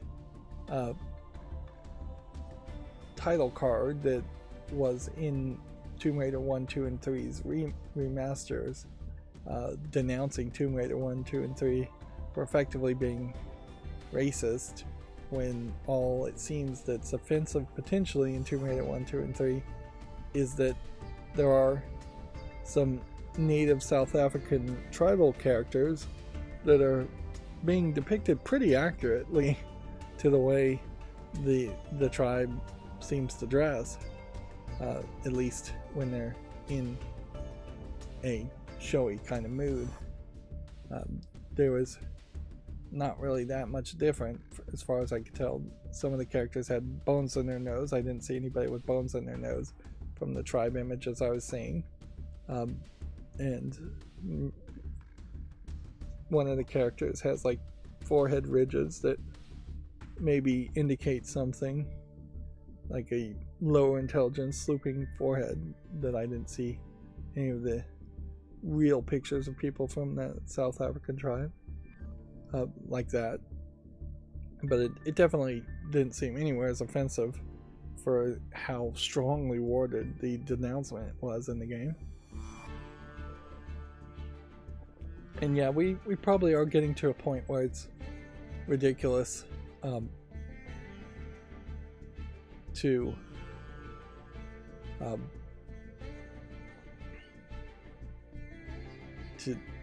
so strongly denounce old things when they effectively denounce themselves if they actually were inappropriate, or people just aren't going to care. So weirdly, this article, now that I'm looking at it, has like no pictures in it at all, and is really just a small listicle, in that there are some websites that they're linking to, but they're not even really committing any amount of numbers that Crystal Dynamics themselves are donating to these organizations. This really does feel kind of slapdash without any pictures. And I would assume you'd have to go to like charitynavigator.com, I think is the website, to see how good any of these charities would be. And then they're promoting some games that, particularly these games, could have had a picture on it. I did try to play this Oron Legacy of the Cory Odan, and I just couldn't get into the gameplay style, which was a shame. If I recall correctly, I also feel like Oron Legacy of the Cory Odan was, you're playing as an African like king character in an African tribe, but it's kind of just like a made-up African tribe.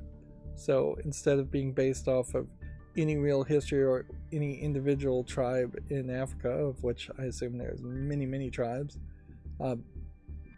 it kind of feels like a Black Panther experience, where you have Black Panther in a made-up African country, Wakanda, and yeah. So it felt a little weird that you had something that felt like it was trying to celebrate the culture and history of African tribes without actually celebrating the actual culture or history of African tribes. I think you have a higher bar you have to reach. But also, I only got so far in the game, and then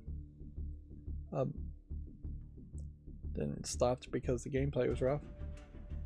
It was definitely a different experience, though, to be in deep Africa, be in African animal hide dress, and just communicate and talk to Africans only, exclusively. Whereas you compare that to Resident Evil 5, I believe it was, where you have Sheva as an African character, but you're really not playing as Sheva, you're playing as the white guy Chris Redfield in Africa, and then almost all the other characters don't really present as African if they're bad guys, or they are zombie Africans that you're just shooting. So there's really no interaction or conversations that happens with any Africans in Resident Evil 6, which is taking place in Africa, which is weird. And definitely if you're playing like The Witcher 3, there's not any black characters, and it is very much underrepresented for what would be the accurate percentage for people in the United States, but in the Witcher universe, and knowing who wrote the Witcher books and what company made them, it kind of makes sense too that there wouldn't be any black characters. Moving on. But it does certainly highlight some silliness of we're celebrating Black History Month if it's specifically about history, and they're celebrating that by giving you a listicle of video game related charities and video games that don't celebrate the actual history of people or the black experience of people, really. Larry Herb noticeably really didn't say anything,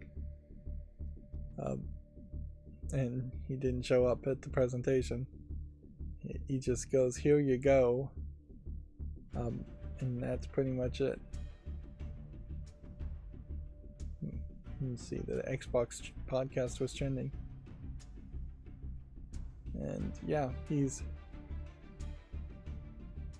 probably not coming back, which would be weird to come back. One of the announcements that was made was that Diablo 4 is going to come to Xbox Game Pass on March 28th. I heard, I think it was Jeff Gerstmann talking about Diablo 4 and saying, yeah, it's fun to play once through and that's it, but all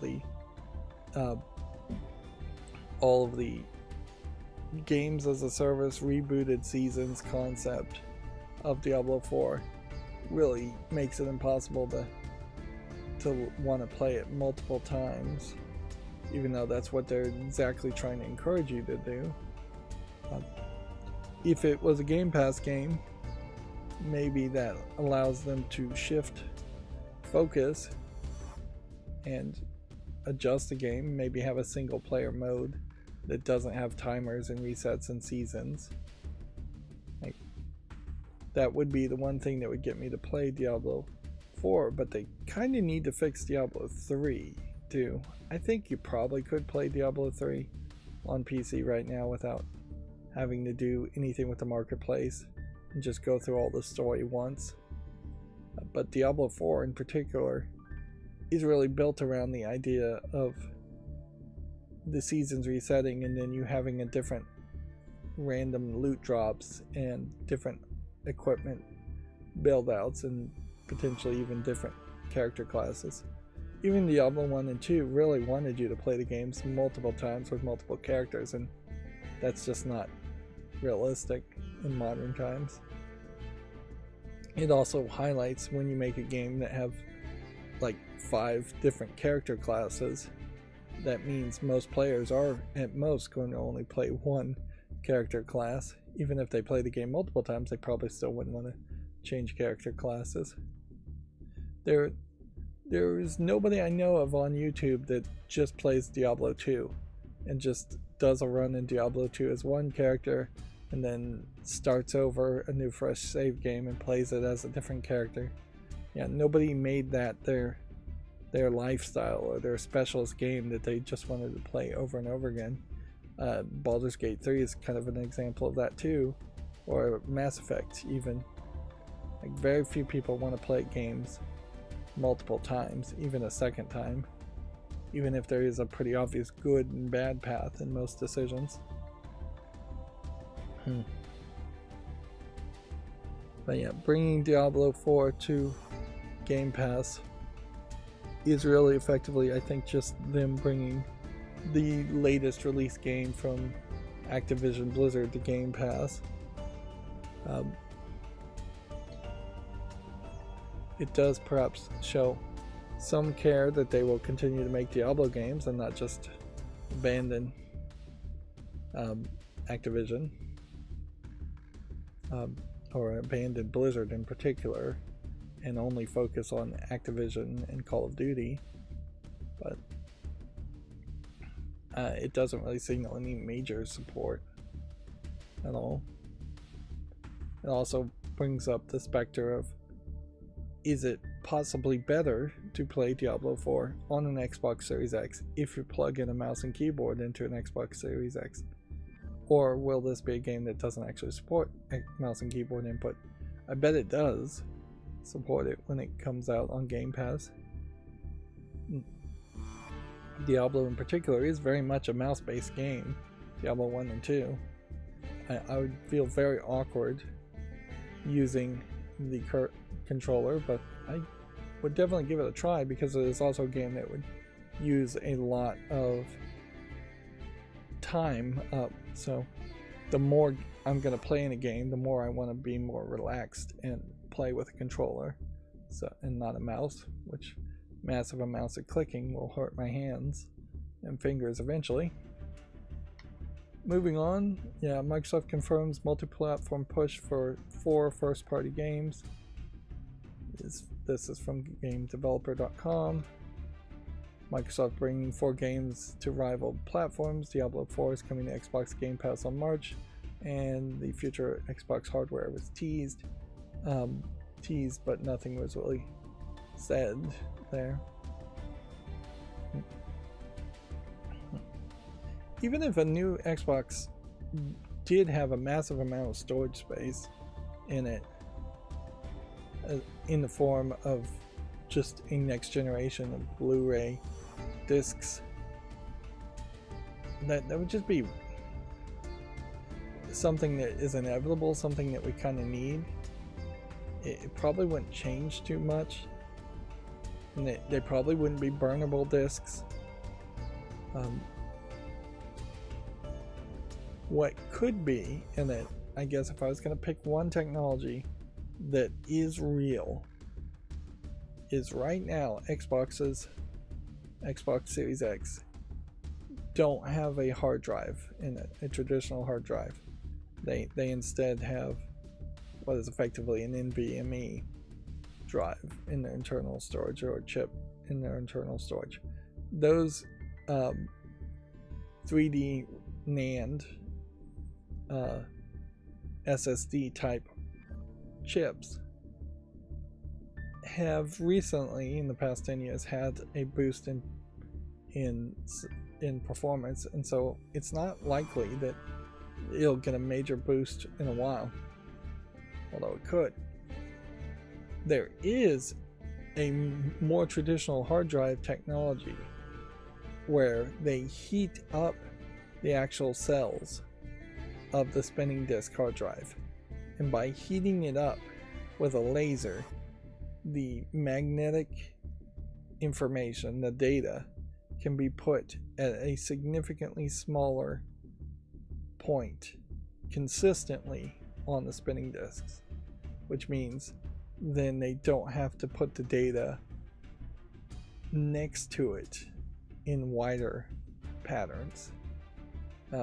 So you could squeeze a decent amount more data on these laser heated hard drives as a technology.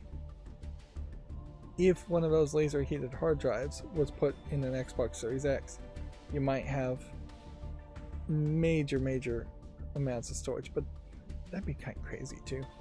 Like 8 terabyte cheap would be more than enough. 4 terabyte cheap would be more than enough for an Xbox Series X.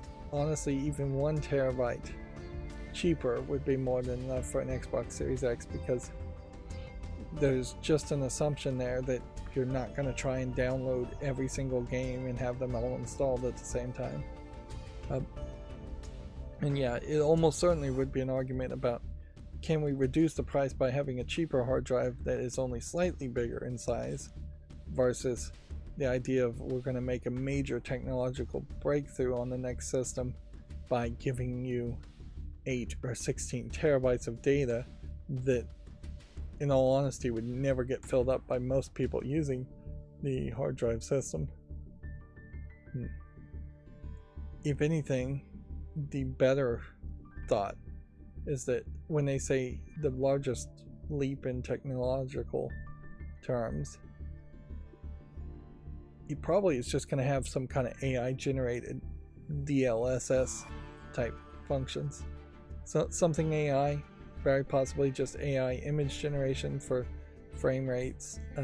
That would be the real guess. That's the smart guess. Certainly is it's going to have like FSR 2 or 3, or it's going to have DLSS 2 or 3, whatever the biggest number is at the time when the next Xbox console comes out. Just AI generated frames as in between frames to have more consistent frame rates and just the appearance of better graphics. Once you go into AI generating of frames, you're not being shown the actual original content from the game engine, and instead of just being shown something that looks good enough.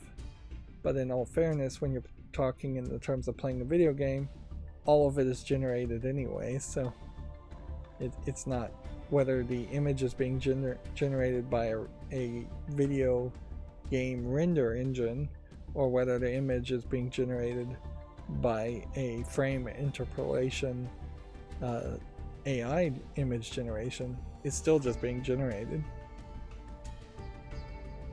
Yeah. Moving on. Embracer says it's looking out for shareholders after cutting almost 1,400 jobs. An overruling principle is to always maximize shareholder value in any given situation. There's a quote here. Who is that being quoted from? But yeah, that is definitely the straight up religion that CEOs and management believe in, is that shareholder value is literally and morally the only thing. This is just being quoted, attributed to Embracer themselves as a company. Probably the CEO said it. And it's not really true, too. Even though it's preached in the United States, there's really only a few laws that say you have to look out for shareholders. And I'm pretty sure no politician has ever passed a law saying you have to make the maximum amount of profit for shareholders at the expense of everybody else, every employee and every human being on the planet sometimes who isn't a shareholder, and possibly even the shareholders themselves if you're dumping poison into your products, but shareholder value is going up because nobody knows about it. That still would fall under the idea of shareholder, always maximizing shareholder value in any given situation. That is also a very unnuanced, immature sentiment. If there are no exceptions to a sentiment, then you're not really being very mature almost always. Yeah, speaking in absolutes. Yeah, what is that Star Wars things? Only a Sith speaks in absolutes. And then that was Yoda, a Jedi, who said it, was the joke there, I guess. speaking an absolute statement. Yeah. So I guess this is a game developer article to remind us Embracer sucks. We pretty well know Embracer sucks at this point. There is also, I guess, a point here I want to make really quickly to say maximizing shareholder value could be interpreted, even if there were laws that said you had to maximize shareholder value, you could interpret that in different ways. Perhaps making a company that's stable, that is actually producing games at any rate that could actually be sold for the next quarter, instead of just trying to maximize value in the current quarter and then not really caring about the next quarter. Having stable employees that you don't have to replace or retrain, that kind of stability is probably worth its weight in gold to a company. So you can maximize a shareholder's value by just keeping your company stable, keeping people employed, keeping them working and happy. But yeah, they never look at those possibilities, do they? Moving on. The Disco Elysium Studio ZA/UM, this is from Video Games Chronicle, is reportedly laying off a quarter of its staff and canceling an expansion, which I guess this is probably more context as to the writers saying ZA/UM has become a cold, soulless corporation. It's also said that this is the third project cancelled or suspended in 3 years, which that definitely sounds like bad management at that point. But it's not really any different from any other video game company we've heard about having layoffs lately. Bandai Namco reveals it recently canceled 5 games, saying it plans stricter quality control. Publisher reported a 95% drop in year-on-year profits in its game divisions. In the case of Bandai Namco, I think that probably was the right move, considering how Bandai Namco has made several mobile games, I think, that are pretty bad. And on the face of it, I can't really name a Bandai Namco game that came out in the last few years. I guess maybe, but yeah, Dragon Ball mobile games, One Piece mobile games.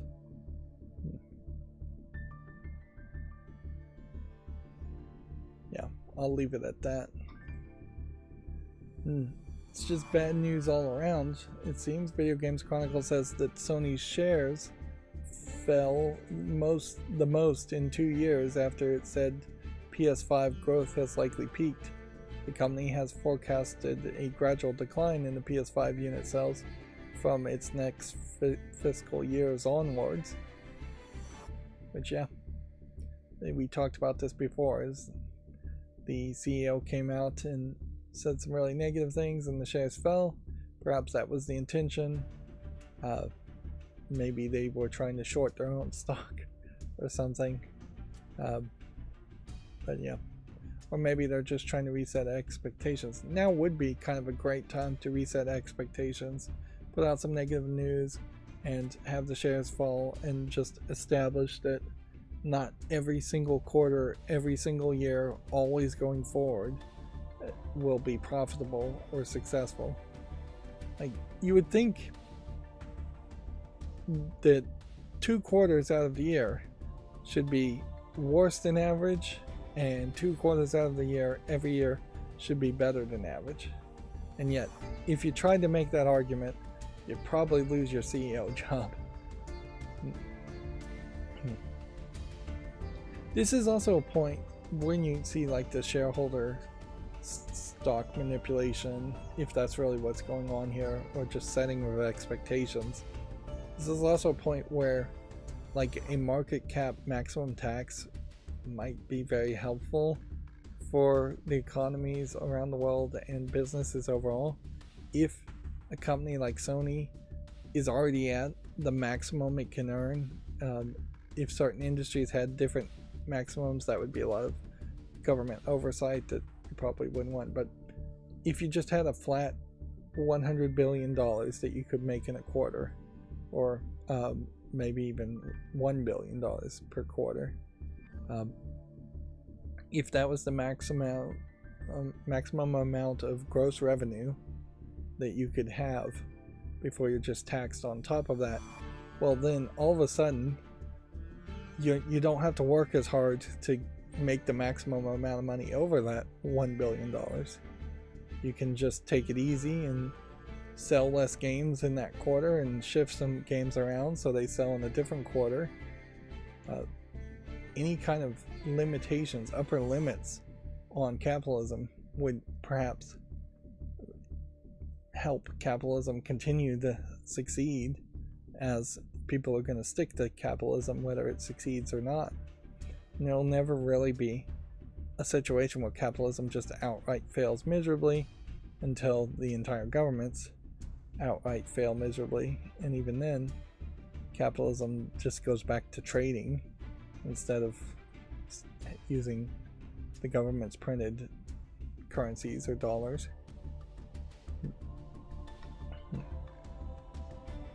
Moving on, Video Games Chronicles says Embracer canceled 29 unannounced games between July and December. Yeah. Which that definitely highlights where you could have maximized the investor value, shareholders' value, by having, even if you take half of these and say they were bad, if you take the remaining, say, let's go with 15 games, and you release those over the quarter, over 2 years, that would be 3 games a month. That's very doable as far as just having consistent sales. That'd be a very nice position to be in, assuming half of the games were bad. Yeah, it's not really rational what Embracer is doing in particular, because Embracer's entire business plan was to just get more investment or sell out completely. And once that fell through the cracks as a possibility, then it just was a case where they are just now overreacting and canceling everything to try and save as much money as possible, which is still not rational, because if that's how they were going to react and overreact, then Embracer should just straight up try to go bankrupt or split up the company. It can't have its cake and eat it too. It can't just really be a company that has 2 or 3 teams that can make video games and that has then laid off dozens of teams and canceled every other project, and they're just sitting on a hoard of intellectual property that they could never possibly do anything with, and they can't really license, because licensing these games would be not what any other game developer would want to do. There really aren't any second-party game development companies out there that are just looking for work alone and want to license a old SpongeBob SquarePants game or something like that and make a remake on that. Bloober Team being about the only exception, wanting to remake Silent Hill 2. There is a lot of passion there. Obviously there wouldn't be a lot of passion for most Embracer games. What most second-party developers want to do is be paid to develop a game for a publishing company or for a first-party company like Nintendo that would pay the second-party people to develop a game. It's completely backwards that a second-party or even third-party, which I guess in this case that would be potentially about the same. It's completely backwards that somebody would come to Embracer and say, we want to make your game for you, and we want to pay you for the privilege of it. It's just not likely that that would ever happen. Moving on. Yeah, Embracer confirmed that it laid off 1,400 employees and says more cuts could be coming. And then there's an update here that says Blackbird Interactive has confirmed layoffs in a wider realignment program. Yep. Let's see. And then Metro Exodus has hit 10 million copies sold. And then I guess we're still doing the daily rewards, but man, my ad blockers unfortunately do seem to just break a few websites here and there, so I'm not claiming the Lunar New Year or Chinese New Year. They're calling it Lunar New Year sale. Right. So that should bring us to the games that I'm going to make YouTube shorts on. I also need to reboot my computer, so I need to close as many tabs as possible so they don't just end up reloading again. Should I give this one Crimson a chance? I don't think I should. Just be a little bit more critical. And then Thirsty Suitors was coming to the Switch, so I was going to give it a chance. Successful Business doesn't look like anything. Slipstream doesn't look like anything. Oops, closed two things there. That odds are that it's pretty low. Here we have a mixed reviewed online MMO type game. Here we have a roguelike deck builder, which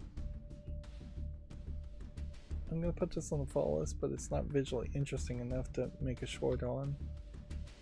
This looks like nothing. This looks like nothing. One thing that might be a situation is once I finish doing all the Sudoku puzzles, there may just be a new standard in my mind to pause recordings and take breaks. That's not the direction I want to go.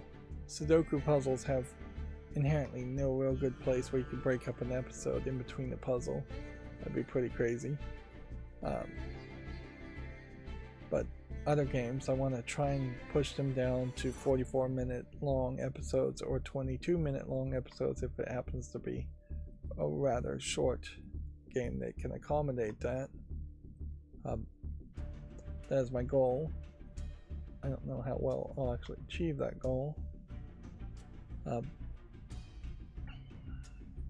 There's a possibility I could have like a little bell play in my headphones at the 22-minute mark, but I would probably need to set it several minutes ahead of 22 minutes to try and find a place to wrap up.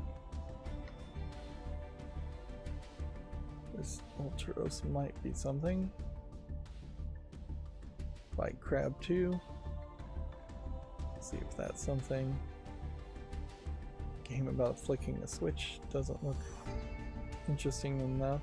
I will put this on the fall list just in case there is something surprising here, but almost certainly it's just a low effort asset flip game. I'll give Akuma Wars a chance. Railway Fugitive here. Doesn't feel quite polished enough. It feels like this is just Anime Girls asset flipped. Shooting light rogue game. Players freely combine skills by arranging cards. I'm not seeing any cards here. Yep. And unfortunately, now that I'm talking about taking a break, I think I need to take a break. So let's go ahead and just take a break now instead of me trying to struggle to take a break before we start talking about any of the other news again. I'm going to pause the recording and I'll be right back.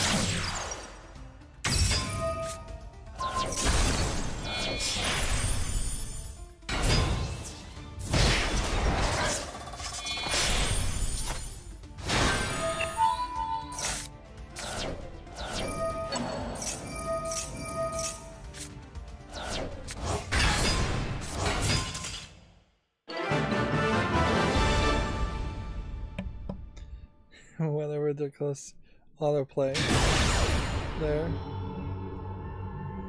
What a ridiculous autoplay just to go through all that nonsense just to lose my time. I'm not gonna watch this one. Let's see, figure out how to get out of here.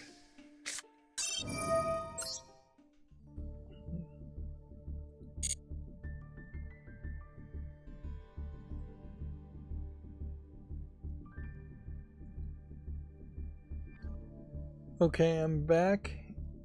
I think I'm back. Yep. Should be back. Yep. So, one of the things I was thinking about is I am still playing Memento Mori, Morte, or whatever it's called. I think it's Memento Mori on my cell phone. And it's a gacha game where you take characters, anime waifus, and feed them into the same anime waifus or other anime waifus to power up the characters. So you take characters added into it. But unlike most gacha games, it's really not adding that many characters. It's like you get one new character per month instead of, say, Destiny Child, which was putting out 2 or 3 new characters every 3 weeks or every 2 weeks. It was quite a lot of characters, and most gacha games are like that, where there's usually a decent amount of characters being added, and most of them are just garbage units that you don't care about. Well, when I think about like a Harpies Lady deck in Yu-Gi-Oh!, you kind of still have that same problem where there are 40 cards and Harpies Ladies cards are at best going to be like 3 of them, or so. Maybe you can get it up to 10 or 20 cards that are actually the interesting cards in the Harpies Lady deck. So maybe there is room to make a collectible card game that's not so much about collectible cards and is just smaller in scale. I have seen a few card games like that where you kind of have hero cards and you just feed other elements, other cards usually, into the hero card to level them up. Maybe there is something to that idea to take it to an even bigger extreme, where usually the cards would only have like 3 levels of improvement.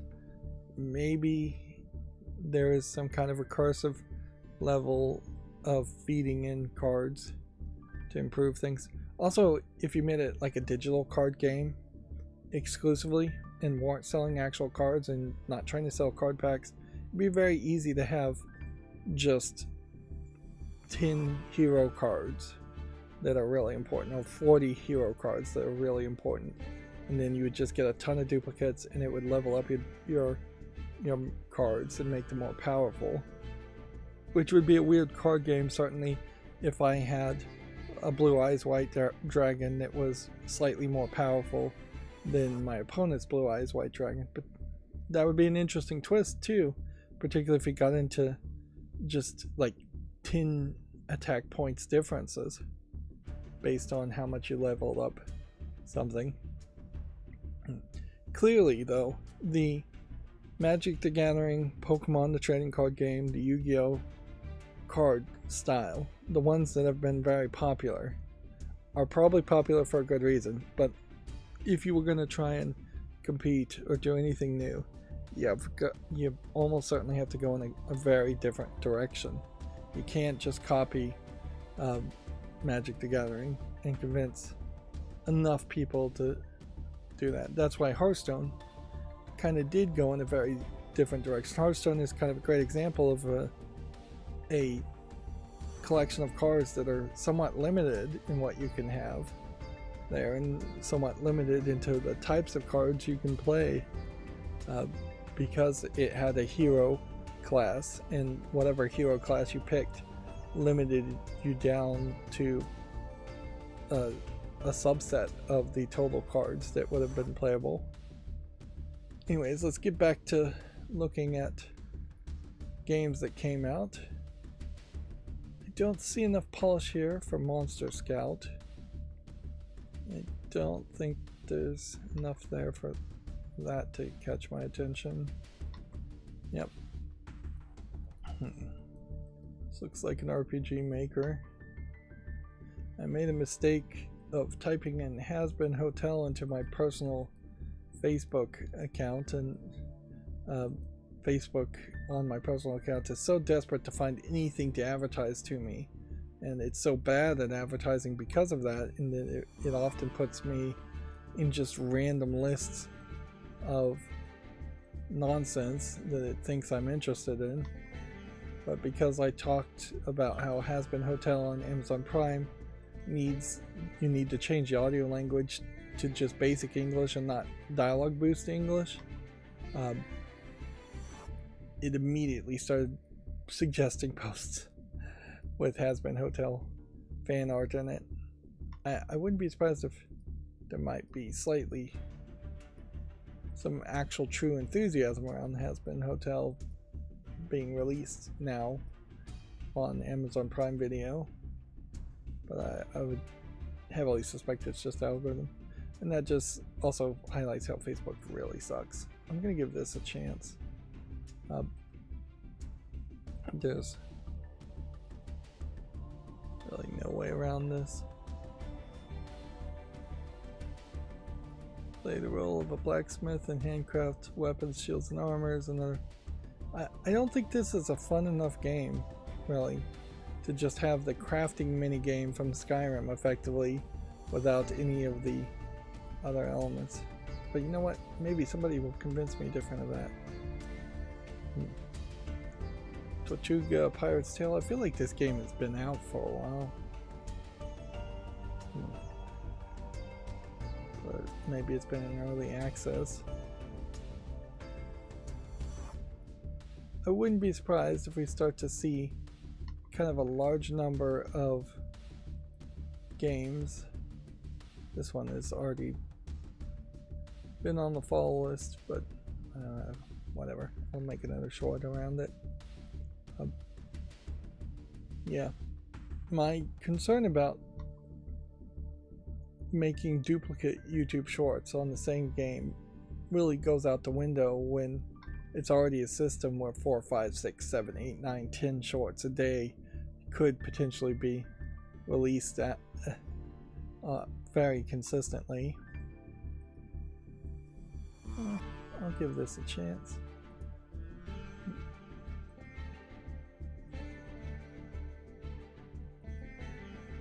Uncanny Valley Machine.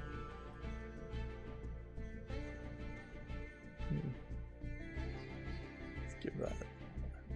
They're probably being too generous there in that case. We have a prologue of a game that looks like nothing. We have an all green Game Boy looking game. Another hardest game. This title scares me away from this, so I'm gonna say no. Dragon Quest Builders. Guess maybe that's coming out of early access.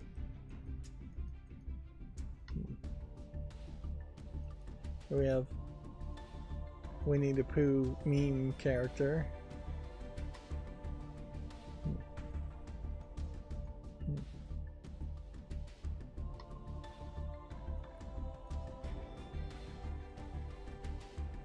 Memento Mori.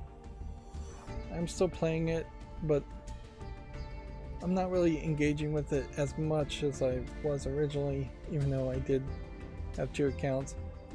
That's because pretty much both accounts have hit a speed bump and can't really go any further. This is one of the things I think Cracking the Cryptics app potentially could have had, where this Insights, Island of Insights, literally may just be a lot of collections of different kinds of puzzles, 10,000 puzzles, instead of focusing solely on one kind of puzzle. And then it has the background of having an avatar. It looks, frankly, like there's too much work being put into this game to try and make it feel like it's competing with The Witness. And then the multi-platform MMO aspect to it seems really weird also. It feels like it's trying to be Uru, even though Uru didn't work as a concept and nearly bankrupted Cyan trying to make it many years ago. The better comparison, I would say, would be Regency Solitaire is probably what Cracking the Cryptic should be like, where there's a light story in between the puzzles, there's a lot of cheats that you get when playing Regency Solitaire. There's definitely a nice layout in Regency Solitaire as far as the level of difficulty.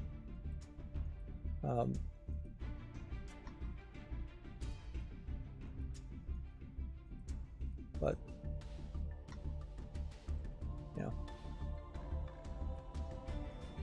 inherently Cracking the Cryptic wants to be this DLC selling app full of Sudoku puzzles, but is weirdly missing the puzzles from the other Studio Goya games like Classic Solitaire, Classic Sudoku.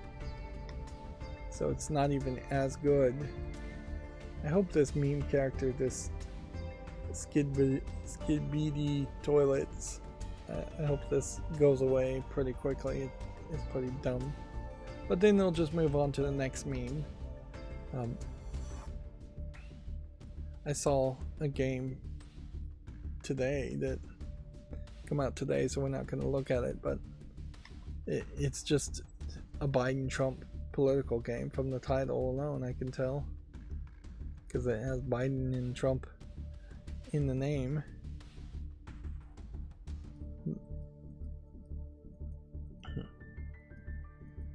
Yeah, I'm not 100% sure what the story should be around Cracking the Cryptic as you're solving the Sudoku puzzles. You could definitely have DLC that is just telling different stories. And I don't know if the story, it really needs stories at all, but there probably should be some kind of visual novel cutscene where some kind of conversation happens in between each Sudoku puzzle, so you can take a break and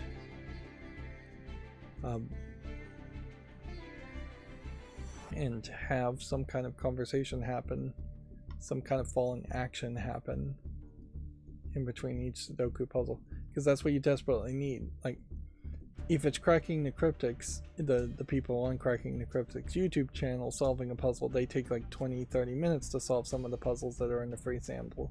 For me, it's 100-200 minutes, so 10 times as slow, roughly. And yeah, that's just way too much time. Even 20 minutes is enough time to have some other activity that besides Sudoku, some kind of left brain instead of right brain, or right brain instead of left brain activity. Yeah, and if you are just wanting to do the puzzles, let them turn off the visual novel conversations in between it. But when you don't have anything other than just the puzzles, that's where you get into the territory of a single screen Unity game, which is very much what Cracking the Cryptic looks like, and what I would describe it as is a single screen Unity game where you're just solving puzzles. And I wouldn't really make the same complaints with like Hex Cells, because Hex Cells, let me give this a chance. Hex Cells overall does has fairly small levels. It has a lot of levels, but they're small, so you can take a break more often, and you know what you're in for. So it's worth mentioning, at least I heard this, and maybe this was a joke, that it only took one day for somebody to put out a nude mod for the Tomb Raider 1, 2, and 3 remastered, which, yeah, not super surprising there. My biggest concern still around this remaster, which is being rated very positively would just be the tank controls and running around places that, even though they may be remastered graphics, are still levels that were designed almost randomly. See if we've got any negative reviews down here as far as complaints. It's like, love the original Tomb Raider, love the original Lara Croft, love this remaster, hate Crystal Dynamics simple as. Yeah, here's your negative. Controls are complete garbage.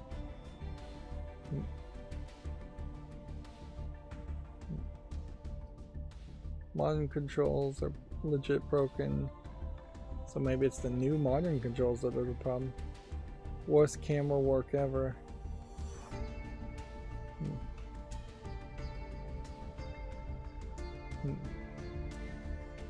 But overall positive, so I wouldn't let those negative reviews really dissuade me.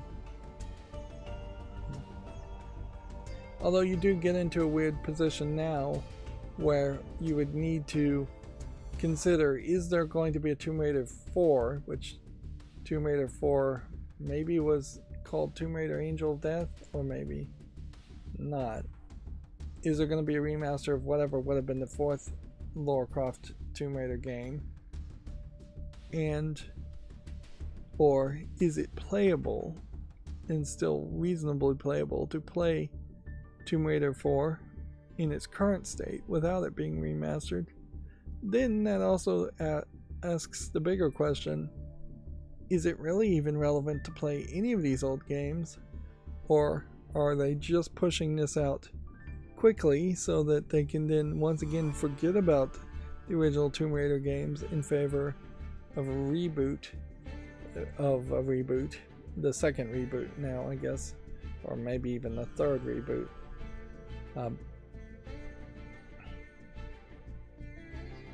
Yeah, that is somewhat questionable whether you really need to play these games at all, or maybe we've hit the point where Tomb Raider games, which was called Lara Croft Tomb Raider, I think originally, Lara Croft in Tomb Raider, as if she would have been a character in other games. Now it's called Tomb Raider 1 through 3 Remastered starring Lara Croft. Lara Croft. There is no actual U in the name, but whatever, everybody in the United States calls her Laura. Moving on.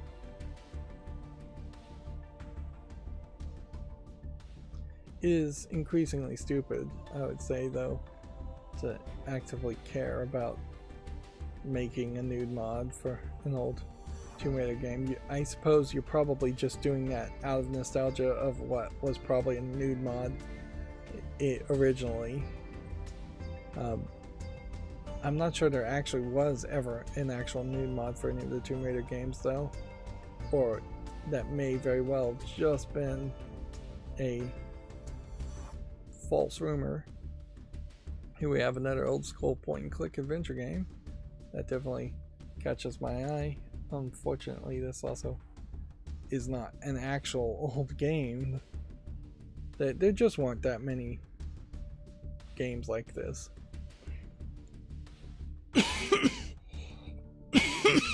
And arguably, I guess it's a case where George Lucas and Lucasfilms, LucasArts, did such a good job with the Scum VM games that they sucked all the oxygen out of the room for any competition, and there just wasn't that much competition back then anyways.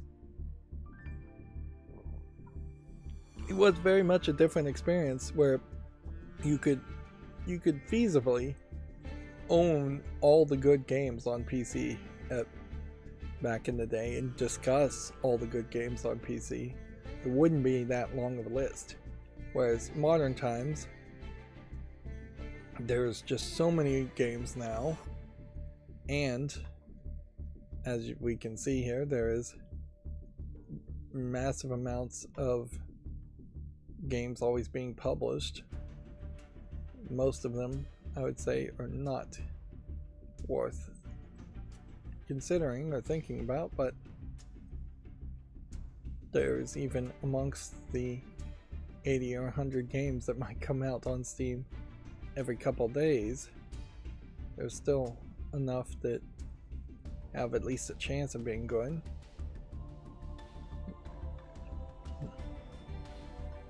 If it was a case where me looking at all the games that come out on Steam was just rendering almost 100% garbage, and I really felt that way, I would give it up.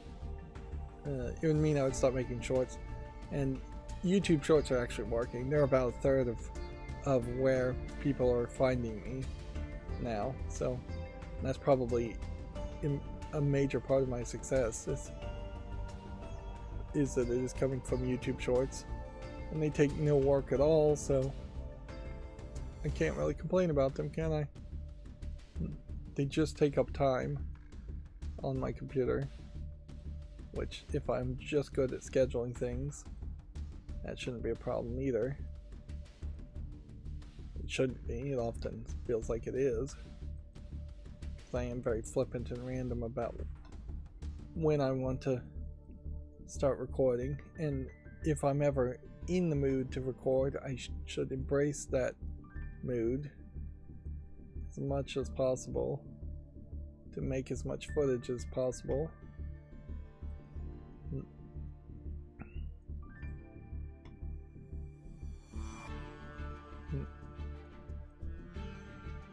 I'll give this a chance. Deep Rock Galactic Survivor. This looks like too much visual nonsense, so I'm going to say no to it. There's a lot of games here, though. Just a lot of games.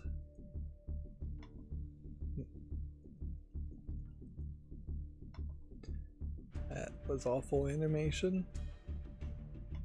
Hand-drawn pencil crown. I just don't think that would ever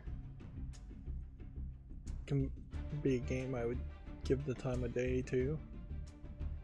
Playing Mechanics Simulator. Unfortunately, we have a very high negative review here, and it seems like they're putting it out as a final product with not really fixing anything.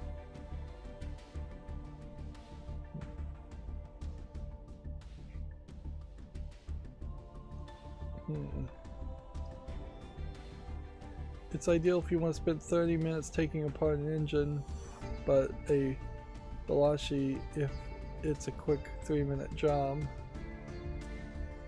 The promising game left unfinished may be worth $7 if it's on sale. Don't pay full price. What a joke. Had great potential, but it hasn't been updated for ages. Yeah, so it's just a case of a game being abandoned. I think it is probably also a case that a Plane Mechanics Simulator is going to be something that is either going to be totally made up nonsense, or it's going to be way too in detail from somebody who's just obsessed around that. Either way, negativity is overwhelming it, so that's not going to get a YouTube short or a follow.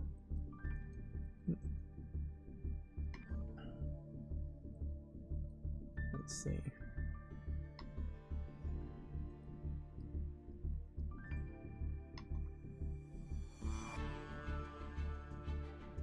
Do I have anything else to really even talk about here? We've hit a point where I've not been before, where I really don't have anything to talk about, and I'm just looking at the games. It hasn't been that big of a news day, particularly when a lot of the news is just more layoffs, which I think we're probably all collectively exhausted around layoff announcements. Seems to be quite a few games here that are showing up that are on my follow list before, which probably means that games got announced like January 1st and then are getting put out February 15th. We're probably approaching the end of quarter one. January, February, and April should all be in quarter one now, so it's still a month and a half of the first quarter if there was some kind of special financial reason to release your game. We might be closer to hitting a point.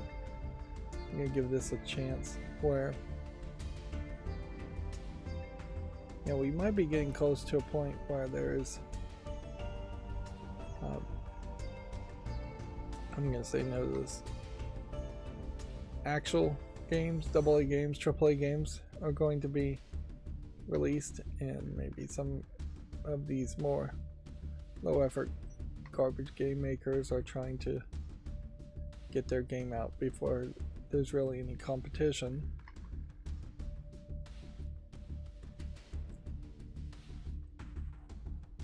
But even if that was the case, that like in January every year they would dump garbage games,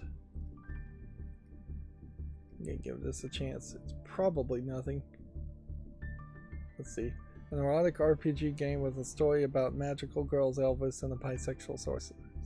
Yet, it is not in the adult section. It seems to have a VR mode. It's $40. It says it has English full audio. I question that. Yeah. I'm going to put this on the follow list because I'd like to see what people actually review it as.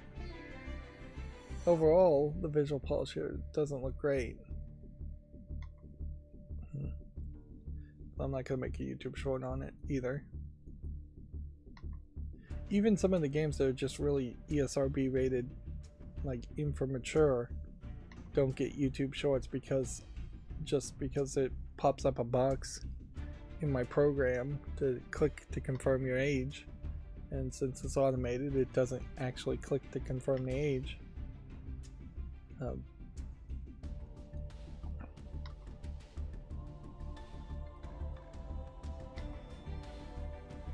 man, we really are getting a lot of garbage today though. Anyways, what I was saying was, if January was the dumping ground for bad games, and that was always the case, then there should have been a lot more games coming out in January. Maybe February is the dumping ground for I'm gonna say no to this one. Maybe February is the dumping ground for bad games, but you would think then there might be some competition, or at least some good games also being dumped on the false assumption that they're bad. I'm not really seeing any evidence to that part, or that thought.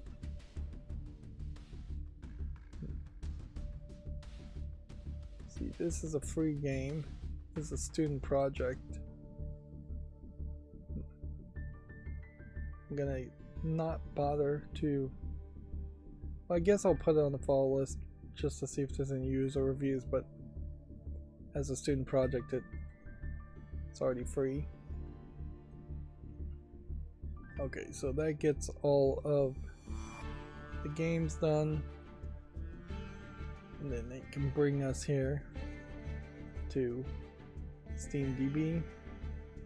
Palworld still holding its third position, although it's getting closer and closer to falling down to fourth. And I would say I don't think I have anything else to say here. I did hear that Grand Blue Fantasy Relink is actually a sequel to the mobile game Grand Blue Fantasy. So either you watch the Grand Blue Fantasy anime, which you can get outside of Japan, or you would have had to have played Grand Blue Fantasy in a Japanese account on your cell phone. It doesn't seem like Relink does anything helpful to catch you up or tell you what's going on in the world. It is just a sequel with the assumption that everybody playing knows what's going on. Let's see, my chart here, we have Apex Legends spiking up even higher. We have PUBG Battlegrounds going high, and we have Helldivers 2 shooting up, which it seems like Helldivers 2 may be a major player. We'll see. It'll be interesting, and it's very much premature to say Helldivers 2 might be a Game of the Year candidate for 2024, but it may very well be exactly that. Everything else feels like it's pretty much the same.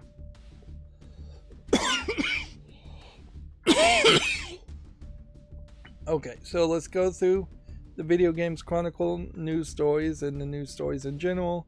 Trying to make clips, trying to train myself to be good at making clips. I know I've screwed up the past 2 streams, and that really has left only like 1, maybe 2 streams where I actually have made clips. I also have been checking those clips to see if anybody's seeing them, and nobody seems to be seeing them. That being said, it is undeniable that something happened on my channel that got me a lot more suggestions, a lot better watch time, a lot more views. So either I'm getting really good or something weird else is happening. I have no idea what that would be. And maybe that something weird is the fact that maybe if you just make clips, that tricks the YouTube algorithm. On a more human-to-human thought, though, which is more important, I think clips could be very helpful as far as people searching headlines of video game news and then being directed to my videos. I don't know how much helpful it is after that point, though, because I'm just reading the headlines. Like, the appropriate thing definitely here would be to read the clip and then read the entire story. But if you were going to do that with all video game news, I would have to make that the only thing I did, and that would be a lot of work. Realistically, Video Games Chronicle should be reading their clips headlines, making clips on their videos, and then reading out their entire article. In fact, pretty much any website should probably have either an AI read out their articles, or not even AI, just text-to-speech read out their articles. If you want to do it well, you would have an employee read out the articles. That would help people that don't want to read articles quite a bit. It would help people that can't read articles quite a bit. Blind people, people with dyslexia, people who don't fully understand the written language of English, or whatever language it's written in. Yeah. Anyways, let's stick with the system I'm doing now, but yeah, realistically I should be reading the entire article out. Let's go. FromSoft has acquired the Elden Ring trademark from Bandai Namco. So ownership of the trademark switched between the companies last year. Okay. That probably leaves Bandai Namco in a worse spot as before. I almost certainly could never read through all of this. It would just drive me crazy. It would be too much work. But text-to-speech, maybe? Maybe there is a way to do this with text-to-speech and almost automate the whole thing? Yeah. More and more, the thought on my YouTube channel is to eliminate me from the YouTube channel. Yeah, almost certainly there is a text-to-speech plugin for Firefox where I could just click something and it would just speak the whole article out loud. Then I guess I would just have to sit here in silence for the stream. And then maybe by listening to the entire article it would give me better information or more ideas on how to comment and add something. Those are all thoughts, certainly. Thoughts I'll have to think more about. Post Malone is curating WWE 2K24 soundtrack and will be a DLC character. Sources say the Nintendo Switch 2 will launch in 2025.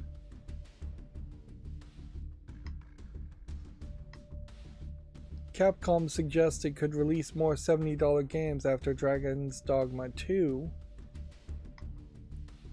Xbox has reportedly considered releasing Flight Simulator and the next Doom on rival consoles. A lot of these headlines are probably going to be talking about the Microsoft rumors when we get deeper into the older articles. But whatever. They were rumors at the time, so as much news as any rumor ever is. Spider-Man 2 and Baldur's Gate 3 were the big winners at the DICE Awards. Insomniac Game took home 6 prizes, while Larian's won 5, including Game of the Year. There you have all the people doing Spider-Man, flipping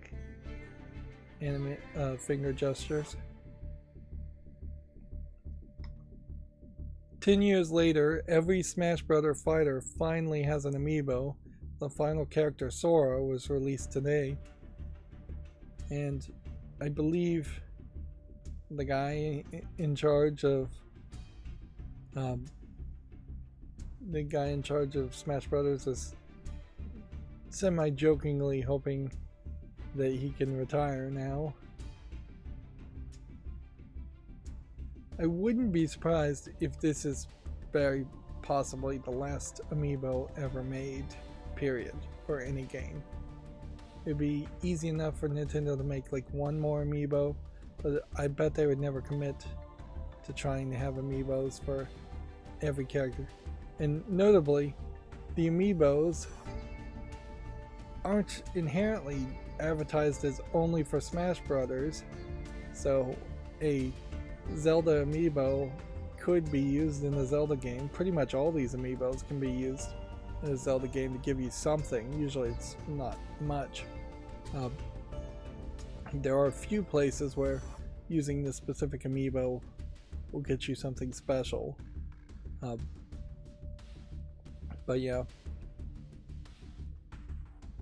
this is more than a big enough collection, and I seriously doubt you could convince kids to buy variants of the same characters over and over again, particularly like Rob the Robot here, which most kids aren't going to recognize or care about, or the Wii Fit lady. I don't think she has an actual name. The fact that it's been 10 years since Amiibo was announced also probably highlights 10 years of failure around the Amiibo being a Toys to Life concept, although it's been way more successful and lasted way longer than any of the other Toys to Life elements efforts. Anyways, let's move on. Remedy says it will grow and expand the Alan Wake franchise in the future, which I think that pretty much just means that any game they make, they will try to at least loosely connect to Alan Wake, which is fine, I guess. It does eliminate a possibility that they would make a game that would just be not supernatural in its nature, but that's not that hard to really do. Xbox Game Pass now has 34 million fully paid subscribers. I assume fully paid means they're either on a ultimate plan or they're on some plan that is fully paid up. The fully paid caveat there seems weird.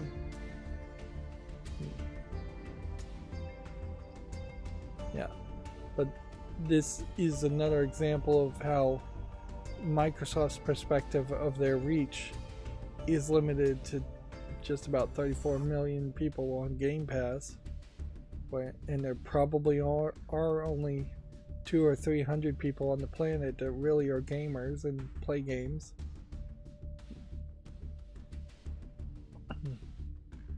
And then I guess the part here is that there was a response.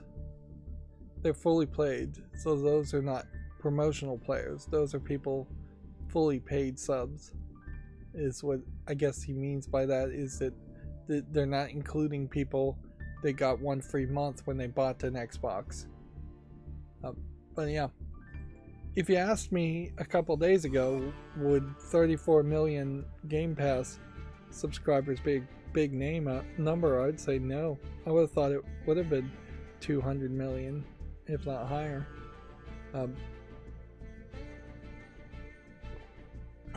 That probably does highlight, if you could compare the 34 million of fully paid subscribers to the number of Xboxes sold in total, or the number of current Xbox users.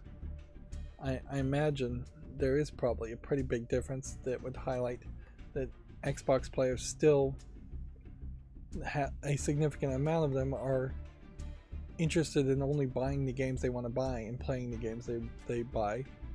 Very much, I would suspect that there is a large number of people who buy Xboxes and just play Call of Duty or just play Halo on them. 1, 2, 3 games at most per year.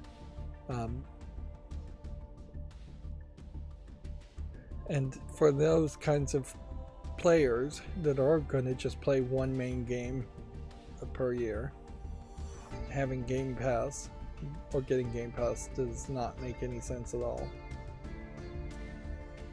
Let's move on. Diablo 4 is the first Activision Blizzard game coming to Game Pass. Xbox claims its next console will be the largest technical leap you will have ever seen. Alan Wake 2 has sold 1.3 million copies and is Remedy's fastest selling game to date. Xbox confirms it's bringing 4 games to rival platforms. Xbox says its console will remain the flagship experience and the only place for Game Pass. This was an interesting statement, though, because Game Pass is already on Windows. I'm pretty sure, and I'm fairly sure that there is something labeled Game Pass where you could stream a few games on cell phones. But another thing, I guess, to take from that presentation is they didn't announce Microsoft Gaming as the new title for hardware or for the company.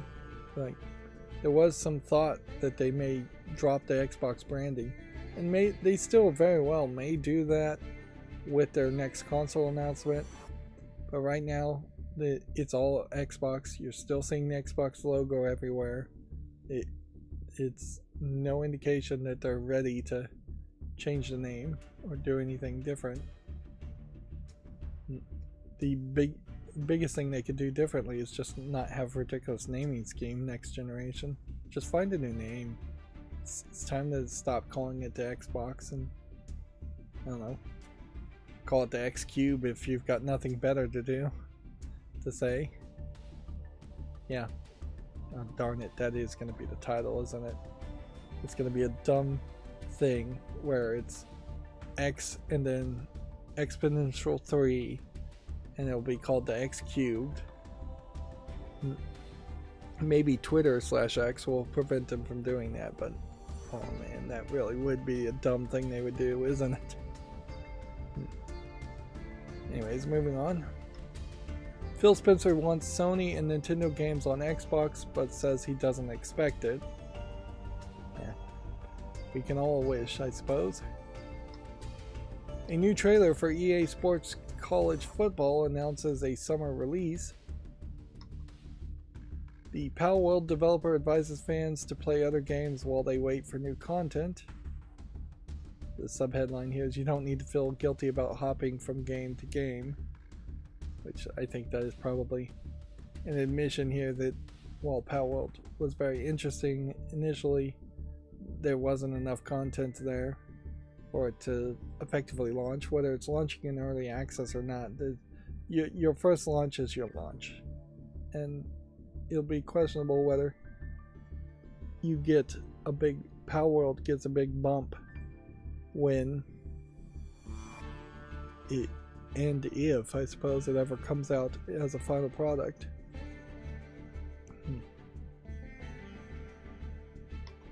Disco Elysium studio ZA/UM is reportedly laying off a quarter of its staff and canceling an expansion. The Epic Game Store is giving away 3 classic Fallout titles next week.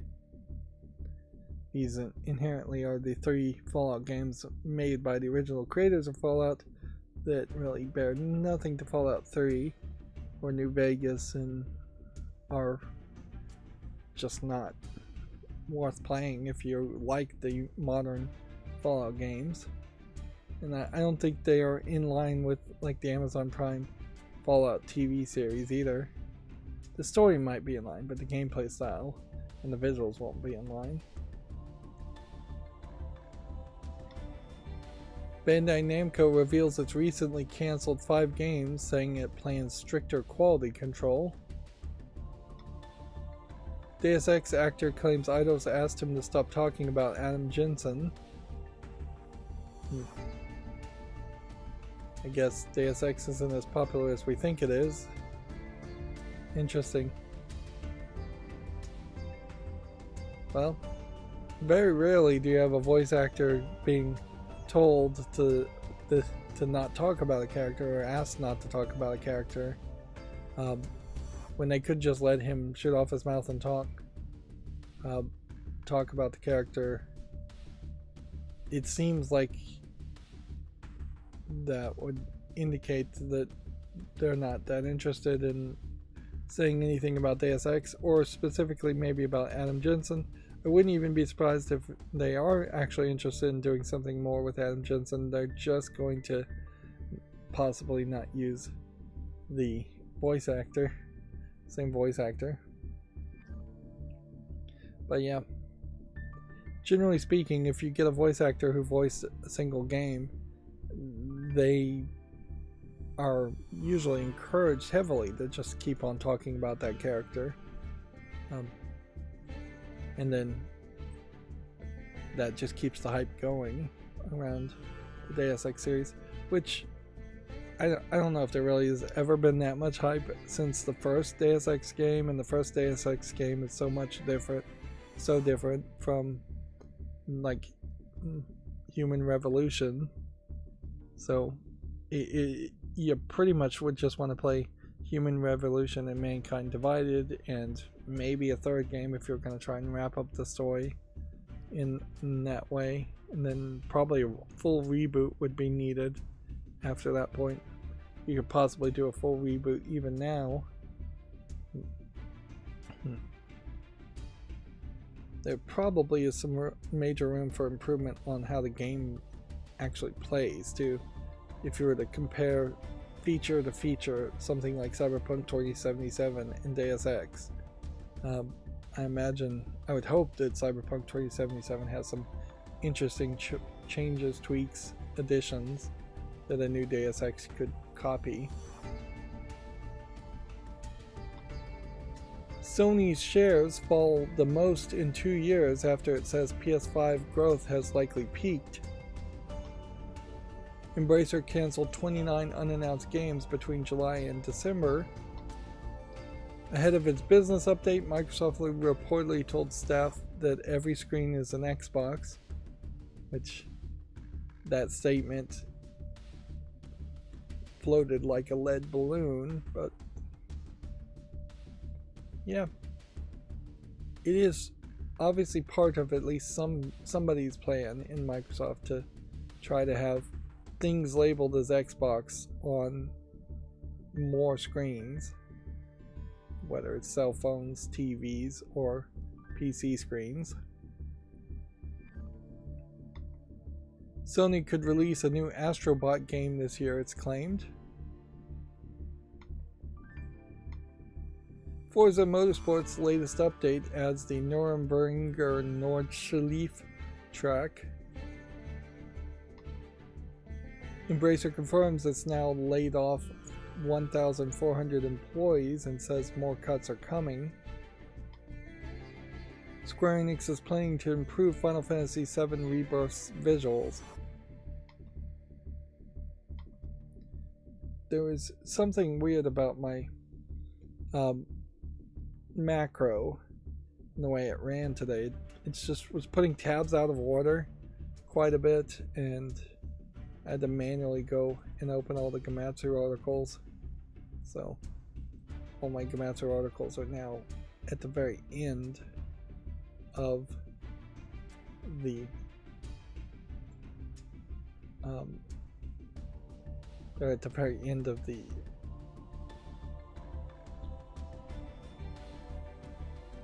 window. All the tabs are at the end of the window. That I should be able to say that. Yep. Which means maybe my middle mouse button is not going to work. So we'll have to see. Yeah, it's not going to work. It's going to try and push me to the right, and because there are tabs to the right, I can't do that. So I'm going to have to manually just open all of these tabs. So that's going to make a mess, but whatever. There's a rumor that Switch's successor is not slated to launch until Q1 2025. Cricket Through the Ages for Switch and PC launches March 1st. It's first launched on Apple Arcade. Let's see. And we'll try and slow here.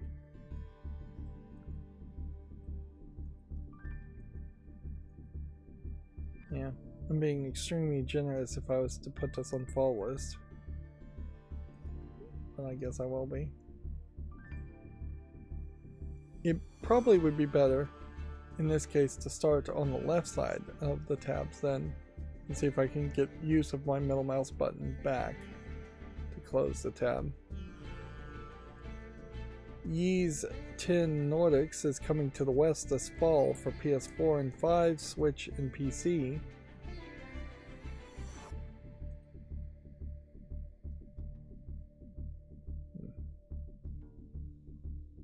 Is that really worthy of another YouTube short, though? If it's still not updated with a date, I would say no. Princess Peach Showtime's Transformation Act 2 trailer and screenshots. Outcast: A New Beginning demo is now available. Roguelike deck builder The World According to Girl is coming to Xbox One and Series and Switch on February 15th. So, since I manually opened all these articles, some of these may be particularly old, which may link to things I have already either put on the fault list or wish list. Rhythm platformer Crimson launches March 21st for all consoles and PC. PlayStation Plus game catalog and classic catalog lineup for February 2024 has been announced. Dueled DX for PS4 and 5 is now available.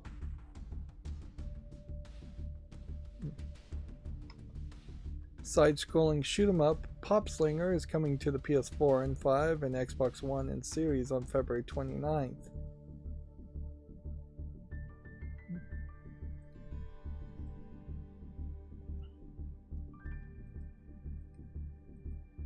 These are really blurry screenshots.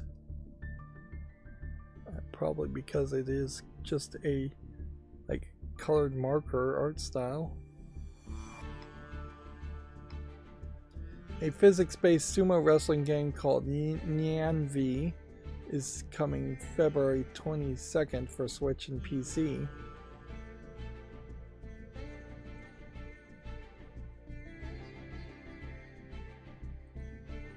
So this is one that's not been on the fall list.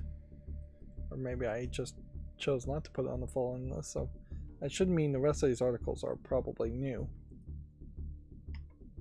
Morbid, The Lords of Ire launches May 23rd.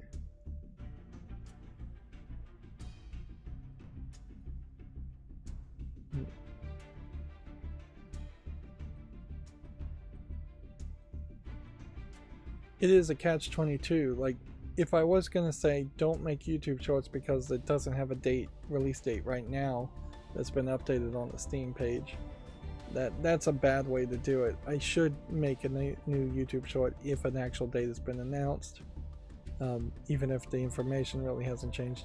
It all just kind of doesn't matter. Like, I really doubt that my YouTube Shorts are ever going to be archival style of footage that people are going to go back and look at it in the past. So they really feel much more like this is just a commercial that is being put in front of your eyes at the moment, and once that commercial's done, it will just go to the next commercial as far as a YouTube Short is concerned, and then you'll just forget about it. And then if you saw the same commercial in the same 1 hour period, you probably wouldn't even notice.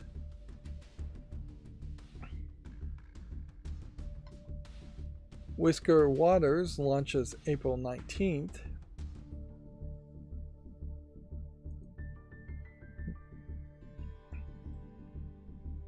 I wish it would work a different way. Definitely, though. I wish it was the case that I could make a YouTube short and it would be really popular, and then people would just be recommended to watch that short over and over again for years and years, but I just don't think it works that way. I think if you're lucky, a YouTube short will stay popular for a few days, and then it's probably not even in the algorithm after that point. Fantasy action adventure game Self-Floss to be published by Merge Games.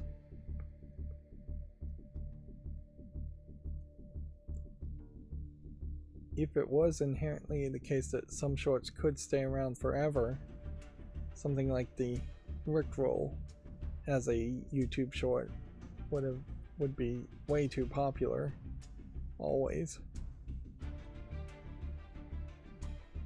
Avatar: The Last Airbender competitive multiplayer fighting game has been announced. I could see that working pretty well if it's a good fighting game. That's always the caveat, certainly around fighting games.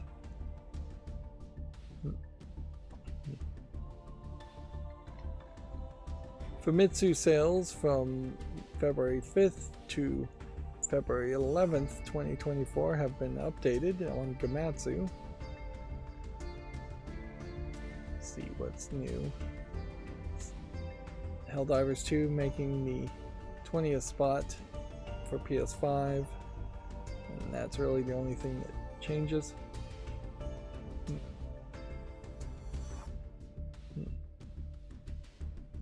Hardware sales still seem pretty good.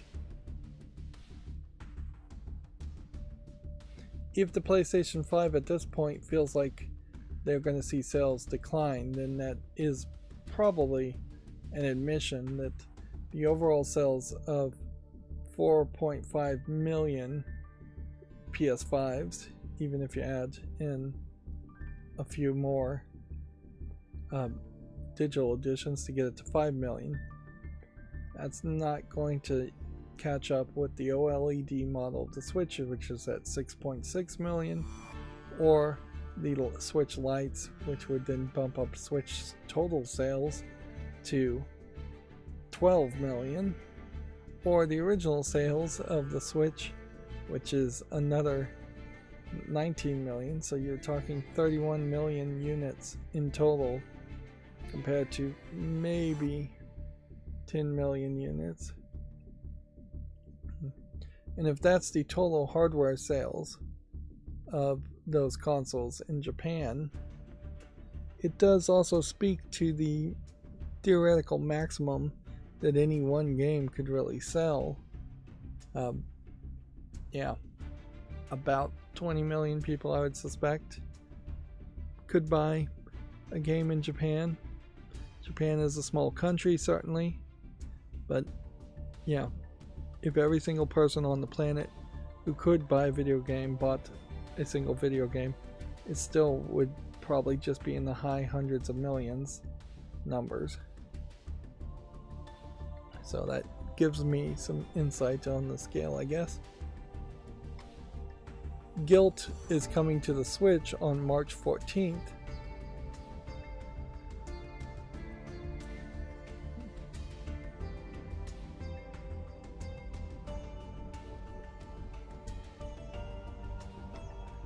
No Man's Sky Omega update is now available.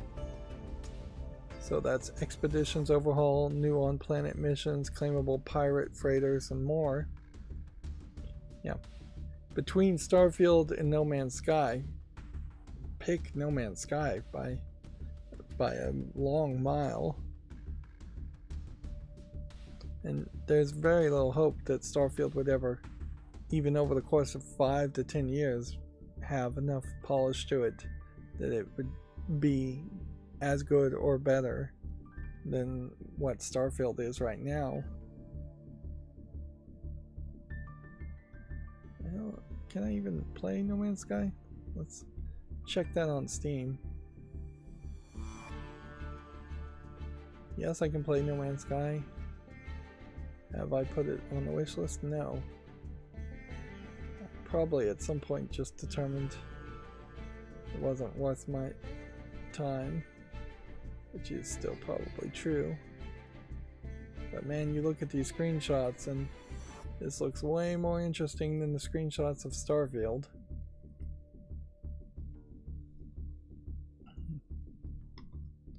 Forever Skies is going to launch as a PS5 console debut exclusive. It's due out alongside the PC version in 2024. Which, yeah, if you have to caveat it as a console debut exclusive, all you're really saying is that the game is being ported from the PC version to the PlayStation. Our game is in early access on PC right now. I'm a little surprised we haven't seen more of that, where people just do early access and testing on PC and use PC gamers as your testers before making a console port. Inevitably, it almost certainly is happening quite a lot, but it's done more in secret. It's not so blatant that you would have an early access and then as soon as the game was going to come out of early access on PC, it's also coming out on a console, which it seems like that's the case as to what's happening with Forever Skies. Outworld Definitive Edition for Switch launches March 28th.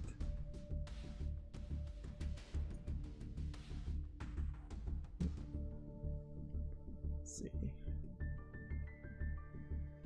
Outworld. Looks like a lot of random stuff.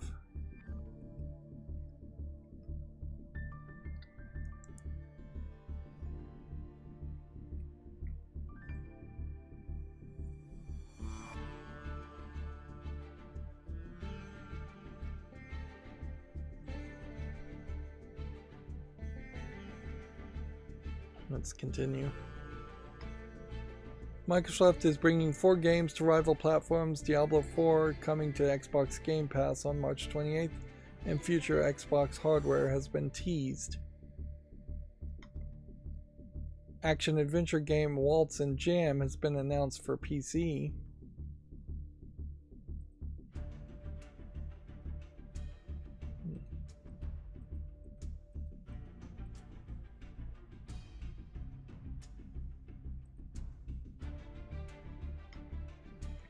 Alan Wake 2 sales top 1.3 million. Dragon Ball Z Kakarot DLC Goku's Next Journey gameplay is available on Gematsu. Withering Rooms launches April 2nd for the PS5 and Xbox Series and PC.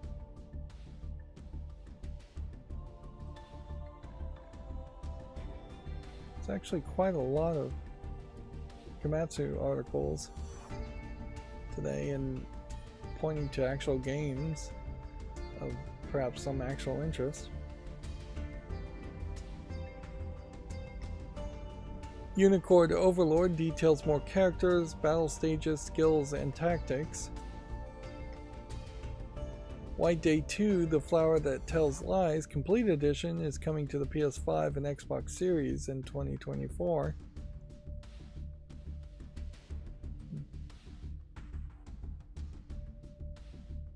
I guess we don't have a Steam link to this game. I think this is on PC,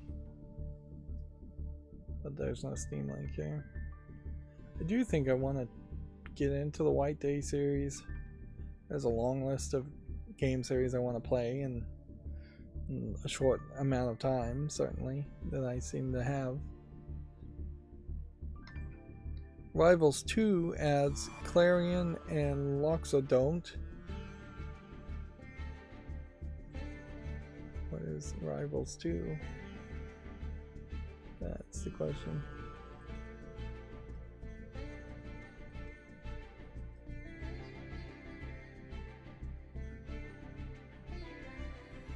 I think in this case, just adding a couple of characters for a game that's not out yet without announcing a launch date, I think that probably is taking it a little too far. I don't want to get into a situation where Rivals 2 announces a new character every couple months and then they get another YouTube short.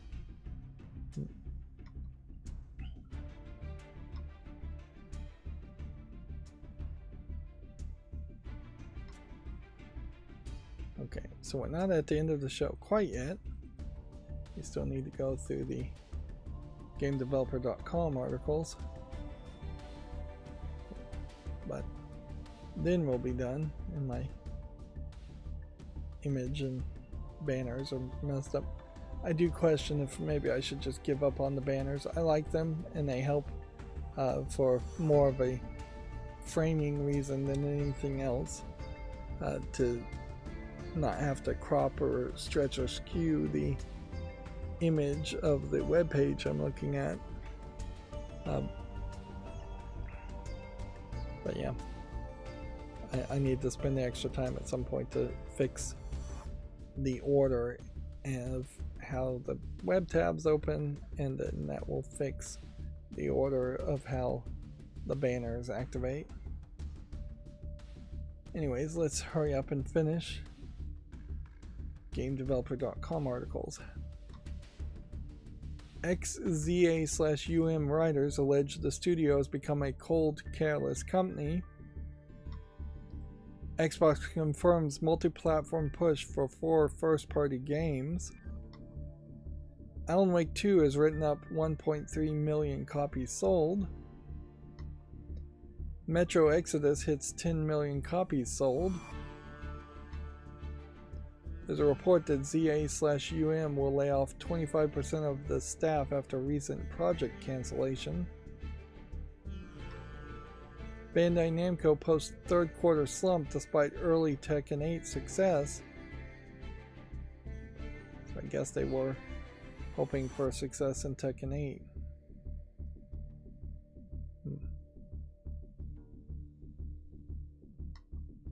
Embracer-owned studio Flying Wild Hog has unionized. The union hopes to change the industry for the better.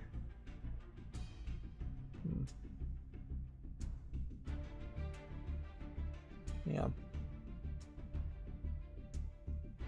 Although unionization in a company that's already laying off everybody and very possibly going to just fail miserably may not get you that far, but it's probably the right move. Like, if you're starting to see layoffs in the game industry at all, now would be the time for every game company to be forced into unionization. It also would give the management of video game companies just a perfect excuse to blame higher prices on video games on the union, or to blame sales not being that high to shareholders on the union. Of course, I don't want to see video game companies' management succeed in convincing young, impressionable kids that unions are a bad thing inherently. But unfortunately, a lot of people have that default thought that every union in every situation is a bad thing, or every union in every situation is a good thing, and obviously there's going to be some subtlety there and levels of effectiveness there.